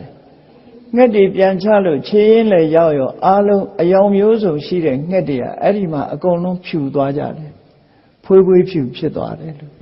ဒီအိမ်မက်ကိုလည်းမဲ့တာပေါ့နော်အဲ့ဒါလို့ဘုရားလောင်းတော်ဟာအိမ်မက်တွေအခုလိုမဲ့တာဘုရားဖြစ်မဲ့အတိတ်နိမိတ်အနေနဲ့အိမ်မက်ကြီး5မျိုးဆိုပြီးတော့မက်ခဲ့ဘူးတဲ့ပေါ့အဲ့ဒါလို့အိမ်မက်ဆိုတာမက်ပြီးတဲ့အခါမှာအခုလိုအကြောင်းမျိုးမျိုးကြောင့်ပုပ္ပနမိတ်ကြောင့်မက်လာမဲတော့မာယာဒေဝီအိမ်မက်မက်တာလဲပုပ္ပနမိတ်အနေနဲ့မက်တာဖျားလောင်းအိမ်မက်မက်တာလဲပုပ္ပနမိတ်အနေနဲ့မက်တယ်နောက်ဖျားလောင်းဟာမစင်ဒီအနတ်ရှိတဲ့မစင်တောင်ကြီးအလွန်ယွန်စရာကောင်းတဲ့မစင်တောင်ကြီးပေါ်မှာသူဟာလမ်းလျှောက်နေတယ်တိုးတော်လဲသူ့ခြေထောက်ကြည့်လိုက်လို့ရှိရင်မစင်လူးတာတခုမှမရှိဘူးပတ်ဝန်းကျင်ကြည့်လိုက်ရင်မစင်ပုံလေးကြီးပဲအဲ့ဒီပေါ်မှာသူလမ်းလျှောက်နေတယ်လမ်းလျှောက်နေရတယ်ဆိုတော့အိမ်မက်ကိုလည်းမက်တယ်ပေါ့အလုံး5ခုမက်တာပေါ့နော်အဲ့ဒါလို့ဘုရားလောင်းတော်ဟာအိမ်မက်မက်ပြီးနောက်ကစုံလာပြီးနေကြတော့ဘုရားဖြစ်သူရောက်သွားအဲ့ဒီမှာမြတ်စွာဘုရားရဲ့အလောင်းအိမ်မက်တွေအရာဖြစ်ပေါ်လာတဲ့အခြေအနေတွေကဆိုပါစို့မစင်ပုံမှာလမ်းလျှောက်ရတယ်ဆိုတာမြတ်စွာဘုရားကိုကြီးညိုတဲ့လူတွေနတ်တွေကပူဇော်ကြတယ်လှူကြတယ်တန်းကြတယ်အဲ့ဒီလှူတဲ့တန်းတဲ့အရာတွေပေါ်မှာမြတ်စွာဘုရားတွေ့တာမှုတွေမရှိဘူးဆိုတဲ့ဒီသဘာဝကိုဖော်ပြတဲ့အနေနဲ့မစင်ပုံတွေပေါ်မှာလမ်းလျှောက်တော်လည်းပဲခြေထောက်ကိုမလူဘူးဆိုတဲ့အိမ်မက်မက်ထားတဲ့အရက်လေးမျက်နှာကအယောင်မျိုးစုံရှိတဲ့ငှက်တွေပြန်ချလာပြီးခြေရင်းရောက်တဲ့ကအလုံးအဖြူဖြစ်သွားတယ်ဆိုတာလူမျိုးအသီးသီးကနေပြီးတော့သာသနာပေါင်းဝင်လာတဲ့အခါမှာအားလုံးဟာတသွေးတည်းတညီတည်းသမဏတကြဗုဒ္ဓိယဆိုတာမျိုးတပိတာဝကတွေဖြစ်လာတယ်ဆိုတဲ့အတိတ်နမိတ်ကိုအိမ်မက်မက်ထားပဲပေါ့တခါခေါင်းမှာခေါင်းလေးတွေနက်နေတဲ့ပိုးလောက်တွေဟာခြေထောက်ကနေတက်လာတာဒုစီအထိဆိုတာဟာတော့လောကမှာရှိတဲ့လူသားတွေဟာမြတ်စွာဘုရားကိုစိတ်ကကိုးကွယ်ကြတယ်ဆိုတဲ့အထိပ္ပယ်ကိုဖော်ပြတာတဲ့ချက်ကနေပြီးတော့ကောင်းရင်ထိအောင်ချက်ကနေပေါက်လာတဲ့နေစာမြေစာမြဲနေစာမြဲကောင်းရင်ထိအောင်တက်သွားတယ်ဆိုတာမြတ်စွာဘုရားသခင်ကိုရောမြတ်ရဲ့ဂုဏ်သတင်းတွေတလောကလုံးဟာပြန့်နှံ့ပြီးတော့မြတ်စွာဘုရားဟောကြားတဲ့တရားတွေလူတွေရောနတ်တွေရောအလုံးသိတယ်ဆိုတဲ့အဓိပ္ပာယ်ကိုဖော်ကျူးတဲ့အနေနဲ့မှတ်ထားတယ်ဟိမဝတ္တတောင်ကြီးကောင်းအောင်ပြီးတော့အရှိသမုဒ္ဒရာနောက်သမုဒ္ဒရာလက်နှစ်ဖက်ထားတောင်သမုဒ္ဒရာပေါ်မှာခြေထားတယ်ဆိုတာတရားသူတရားမြတ်တွေရပြီးတော့လောကမှာအထွတ်ထိပ်တဖရာအဖြစ်ရောက်တော့မယ်ဆိုတဲ့အဓိပ္ပာယ်ကိုမှတ်ထားဒီလိုဆိုတယ်အဲ့တော့လောကမှာအိမ်မက်မက်တဲ့ဟာတွေကပုပ္ပနမိတ်လို့ဆိုတဲ့ထူးခြားတဲ့အာယုန်နမိတ်အနေနဲ့မက်တဲ့ဟာမျိုးတွေကြတော့မှန်ကန်တယ်လို့ဒီလိုပြောတယ်အဲ့တော့မှန်မှန်နဲ့စစ်ဆေးကြည့်မယ်ဆိုရင်ဓာတုခောဘဓာလီ6ချားလို့မက်တယ်ဆိုတာဘုန်းကြီးတို့ကိုယ်တိုင်တခါတခါမက်တဲ့အိမ်မက်တွေကိုသေသေးချာချာစဉ်းစားစစ်ဆေးကြည့်မိတယ်တခါတရံကြတော့မြေထဲမှာရေကူးနေရတယ်လို့အိမ်မက်မက်တဲ့အခါကျတော့ဆောင်းကနေကွာပြီးတော့အေးနေတဲ့အချိန်မျိုးဖြစ်တတ်တယ်ပေါ့အဲ့ဒါမျိုးကြကိုယ်တိုင်ကရေထဲရောက်နေတဲ့အိမ်မက်မျိုးတွေမက်တတ်တယ်တခါတရံကြတော့ခန္ဓာကိုယ်မှာလေတွေများလာတဲ့အခါမျိုးမှာကောင်းကင်ပြန်ရတယ်ဆိုတဲ့အိမ်မက်မျိုးလည်းမက်ဖူးတယ်ပေါ့ဒါတွေကဓာတုခောဘလို့ခေါ်တယ်ဓာတ်6ချားလို့ဓာတ်လေမညီမျှလို့မက်တဲ့မက်အိမ်မက်မျိုးတွေပဲအဲ့ဒါလို့ဓာတ်လေ6ချားလို့မက်တဲ့အိမ်မက်ကြတော့ဒီအိမ်မက်ရဲ့အကျိုးဟာမှန်ကန်မှုမရှိဘူးတခါဆွဲပြီးတော့မက်တဲ့အိမ်မက်ဟာလည်းပဲမှန်ကန်မှုမရှိဘူးတဲ့နတ်တွေကဖန်ဆင်းပြတဲ့အိမ်မက်ကြတော့မှန်တာလည်းရှိတယ်မမှန်တာလည်းရှိတယ်ဘာကြောင့်လဲဆိုတချို့နတ်တွေကအကျိုးလိုလားလို့အမှန်ကန်ဖော်ပြပြီးအိမ်မက်ပေးတာကြတော့မှန်တယ်တချို့နတ်ကခြောက်တွန်းပြီးတော့မမှန်မကန်တွေသွေးဆောင်ပြီးတော့ပြတာမျိုးလည်းရှိတတ်တယ်အဲ့ဒါကြတော့မမှန်ဘူးလို့ဒီလိုဆိုတယ်ပုပ္ပနမိတ်အနေနဲ့မက်တဲ့အိမ်မက်ကြလို့ရှင်တော့မှန်ကန်တယ် အခုကောသလမင်းကြီးမက်တဲ့အိမ်မက်ဟာပုဗ္ဗနမိတ်အနေနဲ့မက်တယ်လို့ဒီလိုဆိုတယ်ဒါအိမ်မက်မဲ့ခြင်းရဲ့အကြောင်း၄မျိုးမှန်မှန်မှန်အဲ့တော့အိမ်မက်ဆိုတာအချိန်ကာလနဲ့သတ်မှတ်ပြီးတော့ပြောရမယ်ဆိုရင်အိယာဝင်တဲ့အချိန်စောစောအိယာဝင်လို့ပထမယံမှာအိပ်ပျော်သွားလို့အိမ်မက်မဲ့တယ်ပစ္စည်းမယံဆိုတဲ့သကောင်ကျော်အချိန်မှာအိမ်မက်မဲ့တယ်ပစ္စည်းမယံဆိုတဲ့မိုးသောအချိန်မှာအိမ်မက်မဲ့တယ်နေ့အိတ်လို့အိမ်မက်မဲ့တယ်အဲ့ဒါလို့အိမ်မက်မဲ့တဲ့အချိန်နဲ့တွက်ပြီးတော့ပြောမယ်ဆိုရင်လေရာဥယမှာမဲ့တဲ့အိမ်မက်ကမမှန်ဘူးတဲ့ညသကောင်ယမှာမဲ့တဲ့အိမ်မက်ကလည်းအမှန်ကန်မဟုတ်ဘူးတဲ့မှန်ကန်တဲ့အိမ်မက်တစ်ခုဟာနာနဲ့မိုးသောအလင်းရောက်ခန္ဒီလေးမှာလင်းအားကြီးချိန်လေးမှာမက်တဲ့အိမ်မက်မျိုးကတော့မှန်တယ်လို့စာပေကျမ်းကမှဆိုထားတယ်။မြန်မာပြည်မှာတော့ငယ်ငယ်တုန်းကတော့ဖတ်ဖူးတဲ့အိမ်မက်တိတ်ထုံကျမ်းတို့ဘာလို့ရှိတယ်ပေါ့နော်။ဘာအိမ်မက်ရင်ဘာဖြစ်တယ်ဘာဖြစ်တယ်နဲ့ဟုတ်တာမဟုတ်တာတော့မသိဘူးရေးထားတာကိုပြောတာနော်။အဲ့ဒါလို့အိမ်မက်မဲ့လို့ရှိရင်ဖြစ်တတ်တဲ့အကြောင်းအရာတွေကိုတော့ရေးထားတယ်။အဲ့လိုရေးထားတာတွေတွေ့ရတယ်။ဒါကပါဠိစာပေမှာဆိုထားတဲ့အိမ်မက်နဲ့ပတ်သက်တဲ့အကြောင်းတရားတွေပေါ့အဲ့တော့နာနဲ့မိုးသောချိန်မှာမက်တဲ့အိမ်မက်တွေဟာဘယ်တော့မှရအိမ်မက်မက်တာလဲနာနဲ့မိုးသောချိန်မှာမက်တယ်ဖះလောင်းအိမ်မက်မက်တာလဲနာနဲ့မိုးသောချိန်မှာမက်တယ်အဲ့ဒီမိုးသောချိန်မှာမက်တဲ့အိမ်မက်ဟာဘာဖြစ်လို့မှန်တယ်လဲဆိုတော့လူဟာညကအစာစားထားတာတွေညဥယျာမှာဆိုမကြေတတ်သေးဘူးနော်ညတဲ့ကောင်မှာဆိုလဲအစီဩဇာတွေကခန္ဓာကိုယ်မပြတ်နှံ့သေးဘူးတကောင်ကြော်သွားပြီနာနဲ့မိုးတော့လင်းရောက်ပြီဆိုလို့ရှိရင်စားထားတဲ့အစာအာဟာရတွေကအစီဩဇာဖြစ်ရောက်ပြီခန္ဓာကိုယ်အကျိုးပြုပြီးတော့နေတဲ့အချိန်ဖြစ်လို့တဲ့အဲ့ဒီအချိန်ဟာတော့အိမ်မက်ဟာမှန်ကန်တတ်တယ်ပေါ့မှန်ကန်တယ်ဆိုတဲ့နေရာမှာလည်းပဲခုနပုဗ္ဗနမိတ်အနေနဲ့မဲ့တဲ့အာမမှန်တယ်ပေါ့အဲ့ဒါလို့အိမ်မက်နဲ့ပတ်သက်ပြီးတော့စာပေကျမ်းကမှာဆိုထားတယ်ခုနကအိမ်မက်နဲ့ပတ်သက်ပြီးတော့အိမ်မက်ဟာဘဝင်စိတ်နဲ့ဝီထိစိတ်နှစ်ခုစကြားမှာဖြစ်ပြီးတော့အိမ်မက်မက်တာမို့အဘိဓမ္မာသဘောအရအကုသိုလ်စိတ်ပင်ဖြစ်တော်လဲနော်အကုသိုလ်စိတ်ပင်ဖြစ်တော်လဲကုသိုလ်စိတ်ပင်ဖြစ်တော်လဲပြည်ပြင်းတဲ့ကုသိုလ်ပြည်ပြင်းတဲ့အကုသိုလ်မျိုးမဟုတ်သည့်အတွက်ကြောင့်ဘဝတစ်ခုကိုပေးနိုင်လောက်တဲ့စွမ်းရည်တတ္တိတော့မရှိဘူးတဲ့အခါအိမ်မက်နဲ့ပတ်သက်ပြီးတော့ယဟန်တော်တစ်ပါးဟာအိမ်မက်ထဲမှာပြစ်မှုတစ်ခုကိုကျူးလွန်ပြီဆိုလို့ရှိရင်ဝိနည်းစိကံအရာအိမ်မက်ထဲမှာကျူးလွန်တဲ့ပြစ်မှုဟာပြစ်မှုမမြောက်ဘူးလို့ဒီလိုဆိုတယ်အဲ့ဒါဝိနည်းကြတော့ပြစ်မှုမမြောက်ဘူးလို့ပြောတယ်အဘိဓမ္မာရတဲ့အဘိဓမ္မာသဘောအရကြည့်တဲ့အခါကျတော့အကုသိုလ်စိတ်နဲ့မဲ့ရင်အကုသိုလ်ဖြစ်တယ်ကုသိုလ်စိတ်နဲ့မဲ့ရင်ကုသိုလ်ဖြစ်တယ်လို့အဘိဓမ္မာကတော့ဒီလိုဆိုတယ်အကုသိုလ်လုပ်ရင်အကုသိုလ်ဖြစ်မှာပဲကုသိုလ်လုပ်ရင်ကုသိုလ်ဖြစ်မှာပဲအဲ့ဒါကတော့အဘိဓမ္မာသဘောကပြောင်းလဲမှုမရှိဘူးသို့တော့ပြစ်မှုကျူးလွန်တဲ့အိမ်မက်မျိုးမဲ့လို့ဝိနည်းသိက္ခာပုဒ်ကျူးလွန်ရာရောက်လို့အပြစ်ရောက်သလားလို့ဆိုတော့အိမ်မက်ထဲမှာကျတော့အပြစ်မရောက်ဘူးလို့ဒီလိုဆိုတယ်ပေါ့နော်ဝိနည်းနဲ့ကျတော့အပြစ်မရောက်ဘူးအညတရသူပိနန္တာဆိုပြီးတော့အိမ်မက်ထဲမှာဖြစ်တာမှန်သမျှပြစ်မှုမမြောက်ဘူးလို့ဒီလိုဆိုတယ်ဒါကအိမ်မက်နဲ့ပတ်သက်ပြီးတော့မှတ်သားစရာအချက်လက်ကလေးတွေပေါ့နော်ကောသလမင်းကြီးဟာလည်းအခုလိုပဲတရက်မှာညတကောင်ကြော်လို့နာနဲ့မိုးတော့အလင်းရောက်ခံဒီမှာထူးဆန်းတဲ့အိမ်မက်တွေသူဟာတနေ့တစ်မျိုးမက်တာတော့မဟုတ်ဘူး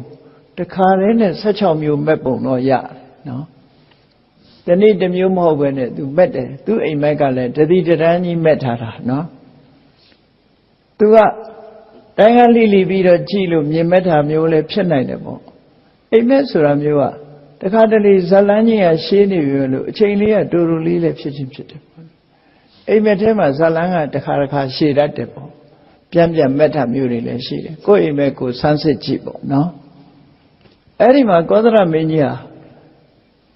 နိမ့်ချိုက်အိပ်ပျော်ရာက နန်းနဲ့မိုးတော့အလင်းရောက်ခံဒီလေးမှာအိမ်မက်16မျိုးကိုသူမက်လိုက်တယ်အဲ့ဒီ16မျိုးကိုတစ်မျိုးစီတစ်မျိုးစီအကျိုးနဲ့အကြောင်းနဲ့မြတ်စွာဘုရားရဲ့ရှင်းပြချက်ကလေးနဲ့သွားရအောင်အဲ့တော့ကောသလမင်းကြီးအိမ်မက်လိုက်တာမနဲ့လင်းကနေလေးပါသူမက်လိုက်တာလေထူးထူးဆန်းဆန်းနေတခါတည်းစီကာစင်ကမက်လိုက်တယ်အဲ့တော့မက်လိုက်တာသူမက်လိုက်တဲ့အိမ်မက်ပြီးတာနဲ့တပြိုင်တည်းသူဟာတခါမှမတွေ့ဘူးမကြုံဘူးတာတွေမြင်လိုက်ရတော့စိတ်ထဲမှာထူးဆန်းအောင်ပြီးဖြတ်ခနဲ့လန့်နိုးလာပြီး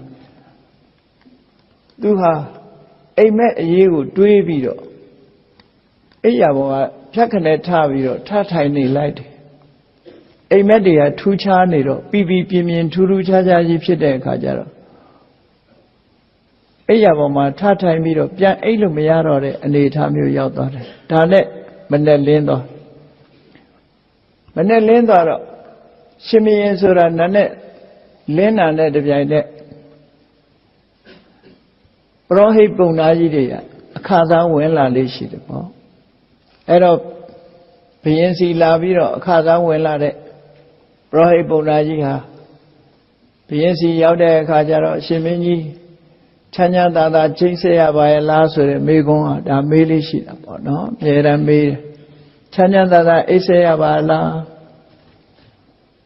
အိပ်ဆက်ရမယ့်အခြေအနေကိုလာပြီးတော့မေးတဲ့အခါမှာဒီအိမ်မက်အကြောင်းကိုပြောသူဟာမနဲ့လင်းကန်ဒီမှာမက်လိုက်တဲ့အိမ်မက်က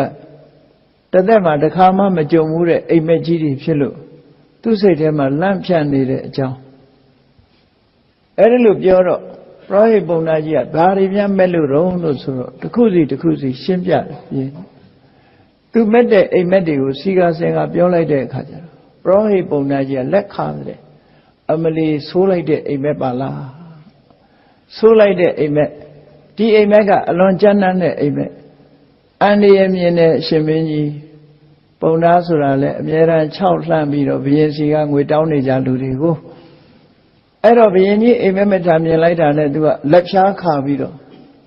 ဘုရင်ကြီးစိုးရင်ရတယ်ဟာဘာကိုစိုးရင်ရမှာလဲလို့ဆိုအန္တရာယ်3မျိုးမြင်တယ်ပေါ့ဒီအိမ်မက်ကြီးတွေက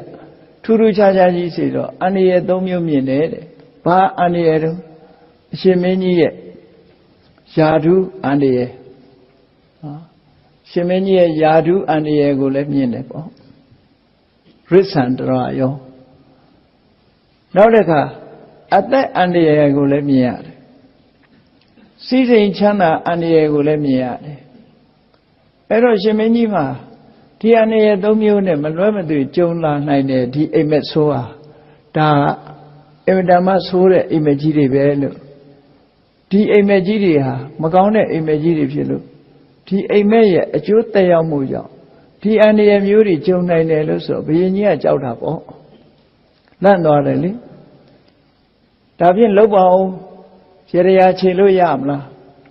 တပတိကမ္မအပတိကမ္မရရခြေလို့ရသလားရရဆိုတာသူကဗမာပြည်မှာလည်းရရခြေတယ်ဆိုတာနားလဲကြတာပေါ့နော်ရရခြေလို့ရွှေကုံဘုရားပေါ်တက်ပြီးတော့ကြောက်စင်းနုတွေရေလောင်းနေကြတာတွေတွေ့ရအဲ့ဒီမှာရရခြေလို့ရသလားလို့ဆိုရှင်မင်းကြီးတဲ့အိမ်မက်ကတော့တော်တော်ဆိုးတယ်ပေါ့ကျွန်တော်မျိုးကြံဖန်မှမယ်အကယ်၍မရဘူးဆိုတာမရှိပါဘူးရရခြေလို့ရအောင်ကြိုးစားမယ်ရပါတယ်ရရခြေလို့ရအဲ့တော့ရရဆိုတာဟာသူကရွှေ့ပစ်တဲ့သဘောပေါ့ကြာရောက်လာမဲ့အန္တရာယ်တစ်ခုကိုခြေပြောက်သွားအောင်ရွှေ့ပစ်တဲ့သဘောဖယ်ရှားပစ်တဲ့သဘောတခြားနိုင်ငံတွေမှာလည်းပဲအဲ့ဒီရရဆိုတာလေးတွေရှိတတ်တယ်ပေါ့နော်တွေ့ရရရခြေတယ်ဆိုတဲ့သဘောလေးတွေရှိတယ်အင်္ဂလိပ်စာအုပ်တုပ်ထဲမှာဖတ်ရတဲ့ရရခြေပုံလေးကတော့ဘာလို့ဆိုရင်ထမင်းပွဲမှာထမင်းစားရင်ကနေအဲ့ဒီစားဘူးလေးဒီဘက်ပေးလိုက်စမ်းမှာကမ်းလိုက်စမ်းမှာလို့အဲ့ဒီစားဘူးလေးလှမ်းပေးတဲ့အခါမတော်တခြားစားဘူးလေးလွတ်ကြပြီးတော့စားဖိတ်သွားလို့ရှိရင်အဲ့ဒါဟာကံမကောင်းမှုပေါ့ကံမကောင်းမှုဆိုတာစားဘူးဖိတ်သွားသည့်အတွက်ကြောင့်ကံမကောင်းအဲ့ဒီကံမကောင်းတာကိုဘယ်လိုရရခြေရတော့ဆိုစားကလေးကိုနည်းနည်းယူပြီးတော့ ဘယ်ဘက်ပခုံးပေါ်ကနေကြော်ပြီးတော့နောက်ကိုနည်းနည်းပက်လိုက်လို့ရှိရင်ရေရခြေတယ်တဲ့အဲ့ဒီရေရခြေတဲ့ဆိုတဲ့စကားကိုအင်္ဂလိပ်လိုဘယ်လိုသုံးလို့ဆိုနော် to keep bad luck away keep bad luck away bad luck ဆိုရတဲ့ကံကြမ္မာကို keep away တခြားကိုဖယ်ပလိုက်တယ်ပေါ့ဒီလိုအဓိပ္ပာယ်နဲ့ရေးထားတာရှိတယ်ပေါ့ to keep bad luck away ဆိုပြီးတော့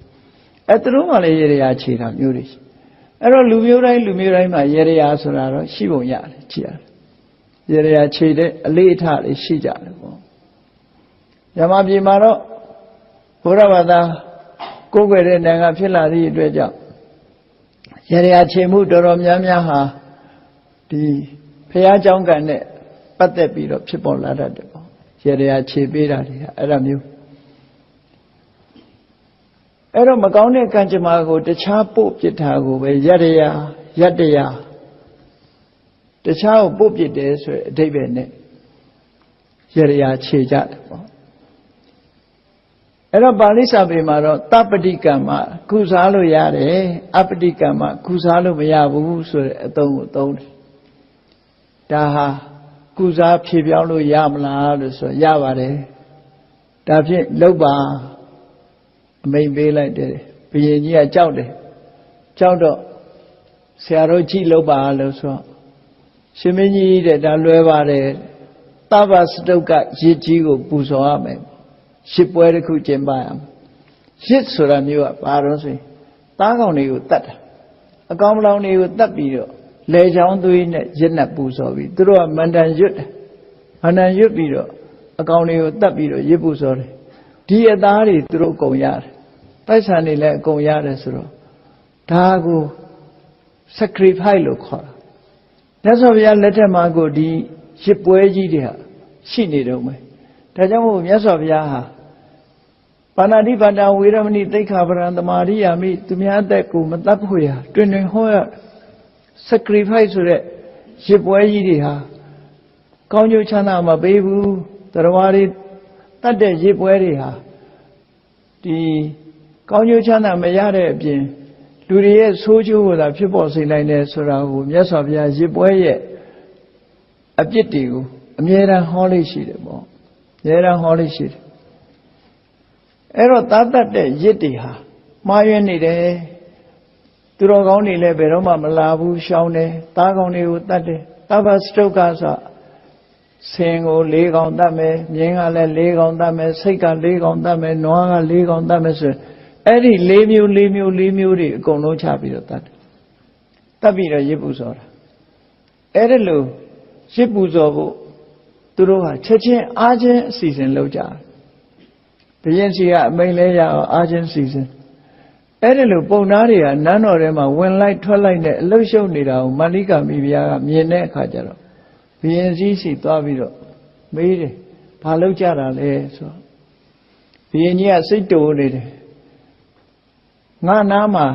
မပွေးတကောင်ရောက်နေတာကိုနင်မသိဘူးလားပေါ့လေငါမှာဒုက္ခရောက်နေတယ်ဘာတွေဒုက္ခရောက်တာတော့ဆိုမနေ့ကအိမ်မက်ဆိုးတွေမဲ့တယ်ပေါ့အဲ့ဒီအိမ်မက်ဆိုးတွေကြောင့်မို့လို့ငါအသက်အန္တရာယ်ယာရုစည်းစိမ်အန္တရာယ်ဒါတွေမြင်နေလို့ငါပြေပြောက်အောင်ရရခြေဖို့ကြိုးစားနေရတယ်ဆိုတော့အရှင်မင်းကြီးကဘယ်သူကပြောတာတော့လို့ဆိုပုံသားတွေပြောတာမြတ်စွာဘုရားထင်ရှားရှိနေတဲ့အတန်းနဲ့ဘုရားကိုတော့မမေးဘဲနဲ့ပုံသားတွေဘာလို့သွားမေးတာလဲဘုရားကိုသွားမေးပါဆိုတော့ကြံပြီးတော့အဲ့ကြတော့မှဘုရားကိုတတိယအားကိုးပြီးကြောင်းသွားတယ်ကြောင်းသွားတဲ့အခါကျတော့မြတ်စွာဘုရားကိုသွားပြီးတော့ဒီလိုအိမ်မက်တွေမက်တဲ့အကြောင်းမြတ်စွာဘုရားကိုသွားလျှောက်တယ်အိမ်မက်ရဲ့အကျိုးအပြစ်တွေကို तू သိချင်ပါတယ် तू အိမ်မက်တွေထူးထူးဆန်းဆန်းမက်လို့အဲ့ဒီအကြောင်းတွေဘုရားလျှောက်တဲ့အခါကျတော့မြတ်စွာဘုရားကပြောပါအောင်တဲ့ဘာတွေမက်တာတုံးဆိုတာတစ်ခုချင်း तू လျှောက်တာတွေကိုမြတ်စွာဘုရားကရှင်းလင်းဖော်ပြတဲ့ဒီမဟာသုပိနသာရကဆို950ဇတ်ထဲမှာ950ဇတ်ထဲမှာ89ခုမြောက်ဇတ်မှာဒီအကြောင်းကိုမှတ်တမ်းတင်ထားတာပါတယ်ပေါ့ဖျားပထူးတွေမှာလည်းပဲ ဒီကောသလအိမ်မက်16ချက်ဆိုတာပကြီးကားတွေရေးထားလိမ့်ရှိကြတယ်ပေါ့နော်ပကြီးကားတွေရေးထားလိမ့်ရှိတယ်အဲ့ဒီမှာသူကအိမ်မက်အကြောင်းကိုတစ်ခုချင်းသူမက်တာတွေကိုတစ်ခုချင်းရှောက်တယ်အဲ့တော့ပထမဆုံးသူအိမ်မက်မက်တာဘာမက်တုံလို့ဆိုတော့အိမ်မက်ထဲမှာဖရာတဲ့ဒီမျက်စင်းရောင်မျက်စင်းဆိုတာဟိုခတ်ညိုညိုအညိုရောင်အစင်းပေါ့မျက်စင်းတောင်ရဲ့မျက်စင်းရောင်နွားနဲ့ကြီး၄ကောင်နွားနဲ့ကြီး၄ကောင်ဟာတွန်တန်နေပေးပြီးတော့တပည့်တော်ရဲ့နန်းရင်ပြင်ဘက်ကိုအရာ၄မျက်နှာကနွားနဲ့ကြီး၄ကောင်ဝင်လာတယ်တဲ့နွားကြီးတွေကတွန်ပြီးတော့အနဲ့ရောင်နွားကြီး၄ကောင်နွားလာဥဒဘလို့ခေါ်တယ်နွားကြီး၄ကောင်တွန်တန်ပေးပြီးတော့အရာ၄မျက်နှာကနေပြီးတော့ဝင်လာကြတယ်ဝင်လာပြီးတော့တကောင်နဲ့တကောင်ဆောင်ကြတယ်ခွေတော်မဲ့ပုံစံပေါ့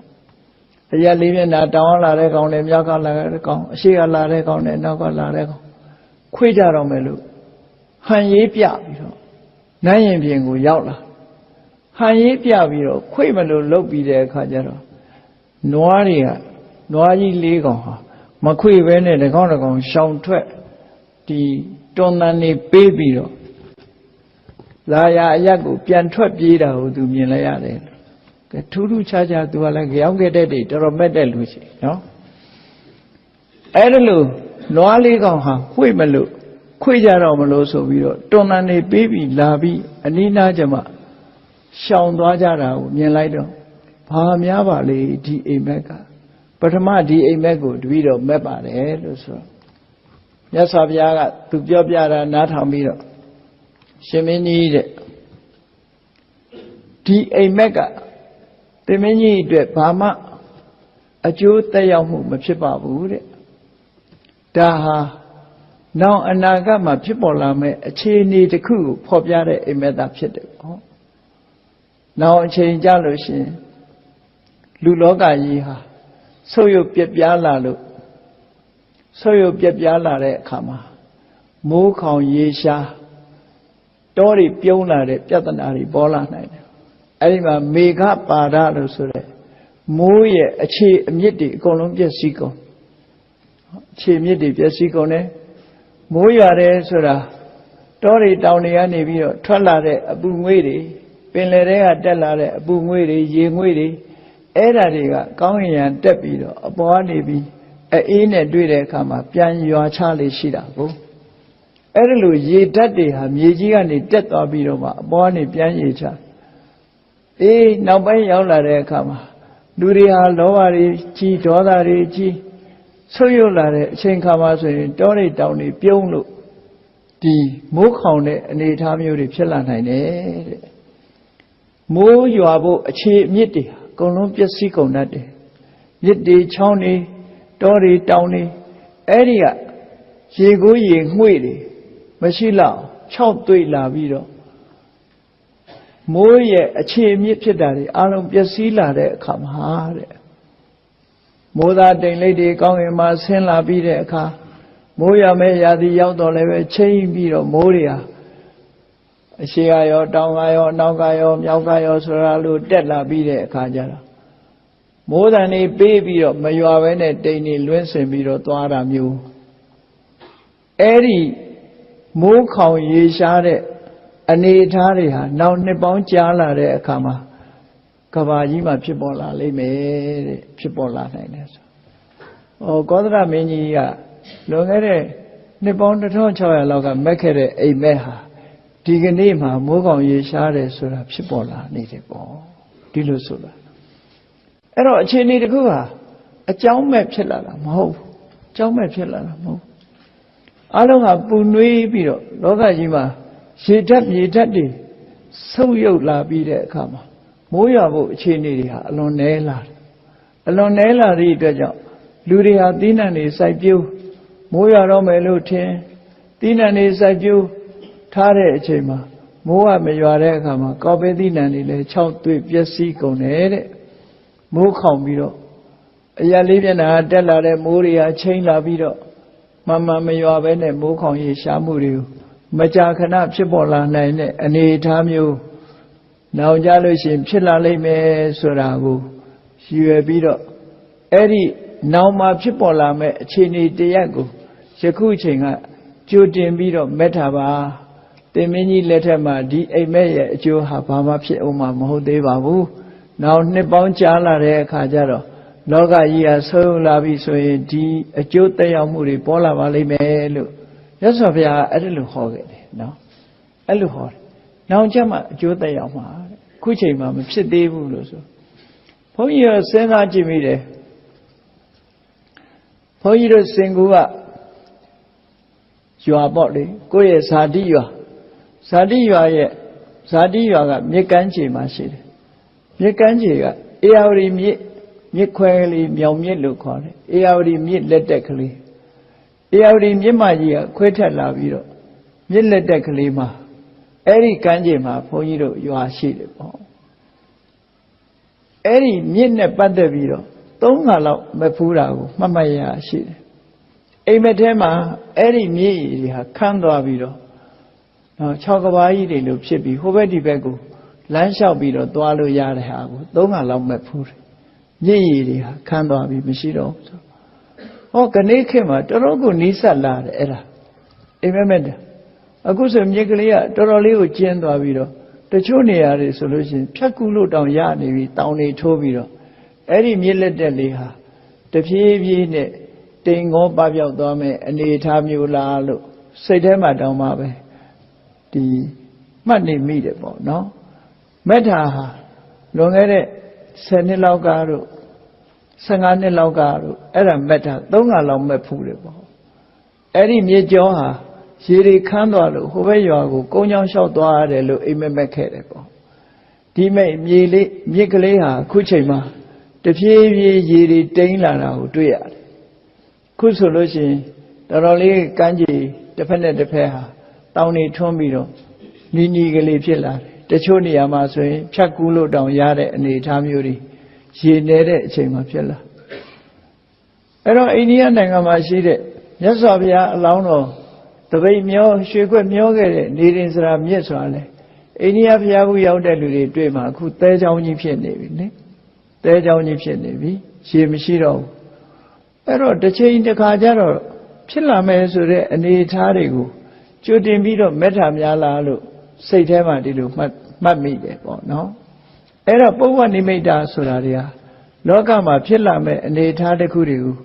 မက်တတ်တယ်ဆိုတာဒါသဘာဝတစ်ခုပဲပေါ့ကောသလမင်းကြီးရဲ့ဒီနွားကြီး၄ကောင်ဟာတကောင်နဲ့တကောင်ဝှေ့ကြတော့မယ်ခွေကြတော့မယ်ဆိုတဲ့အနေအထားနဲ့ဟန်ပြပြီးတော့လာပြီးရှောင်ထွက်သွားတာမျိုးလို့မိုးတွေဟာလည်းပဲမိုးလုံးတွေဆင်းလာပြီးတဲ့နောက်ဆုံးမှာတစ်စက်မှမကြပဲနဲ့မိုးတွေဟာပြက်သွားတာမျိုးတွေလောကကြီးမှာလည်းမကြတွေ့ရတာမျိုးတွေရှိတယ်ပေါ့အဲ့ဒီလိုအခြေအနေမျိုးတွေဖြစ်လာလို့ရှိရင်မိုးကောင်ရေရှားခြင်းတန်းကိုခံရရပြီတချို့နိုင်ငံတွေမှာဆိုလို့ရှိရင်သီးနှံတွေမဖြစ်ထွန်းလို့ရိတ်ခါတွေပြတ်လို့ဆင်းရဲဒုက္ခရောက်ကြရတာဆိုတာဒေသအလိုက်မှလည်းဖြစ်တယ်ပေါ့နော်အဲ့တော့နောင်ခါမှာဖြစ်ပေါ်လာမဲ့အနေအထားတစ်ခုကိုစွဲမဲ့ပြီးတော့အခုလိုကောသလမင်းကြီးဟာအိမ်မက်ခဲ့တာဒါကြောင့်မို့ကောသလအိမ်မက်နဲ့ယနေ့ကဘာဟာဆက်ဆက်မှုရှိနေတယ်ဆိုတာသိကြတယ်ပေါ့ဒီလိုဆိုလိုတာငယ်ငယ်တုန်းကတော့စဉ်းစားတယ်ကောသလအိမ်မက်ကဘာဖြစ်လို့ဗမာပြည်မှာလာပြီးတော့မှန်ရမှာလဲသူကကလာအိန္ဒိယနိုင်ငံမှာမက်တာအိန္ဒိယပဲဖြစ်တဲ့နယ်လို့ငယ်ငယ်တုန်းကတော့အဲ့လိုတွေးမိတယ်အမှန်ကတော့လူလောကကြီးတစ်ခုလုံးနဲ့သက်ဆိုင်တယ်လို့ပဲပြောရမှာဖြစ်တယ်ပေါ့ဘယ်နိုင်ငံပဲဖြစ်ဖြစ်လူလောကကြီးတစ်ခုလုံးနဲ့သက်ဆိုင်တဲ့အိမ်မက်တစ်ခုလို့ဒီလိုမှတ်ယူအောင်ဒါကြောင့်မို့ဒေသအလိုက်လောကကြီးဟာဆုပ်ပြပြလာပြီဆိုရင်မိုးကောင်ရေရှားမှုတန်းကိုကဘာမှာခံရမှာဖြစ်လို့သိပ္ပံဆရာတွေကရေရှားတဲ့ဓာတ်တွေဖြစ်ပေါ်လာမယ်ဆိုတာကိုအချိန်ချင်းတတိပေးစကားတွေရေးသားနေကြပြီပေါ့တနေ့ကျရင်ရေချိုတွေကဘာမှာရှားသွားလိမ့်မယ်ဆိုတာကိုတတိပေးနေကြတယ်ပေါ့ဒါကကောသလအိမ်မက်16ချက်တည်းကနံပါတ်1သူမက်တဲ့အိမ်မက်လေးတစ်ခုပဲနောက်ထပ်သူဘာတွေဆက်မဲ့ပြန်တော့ဆို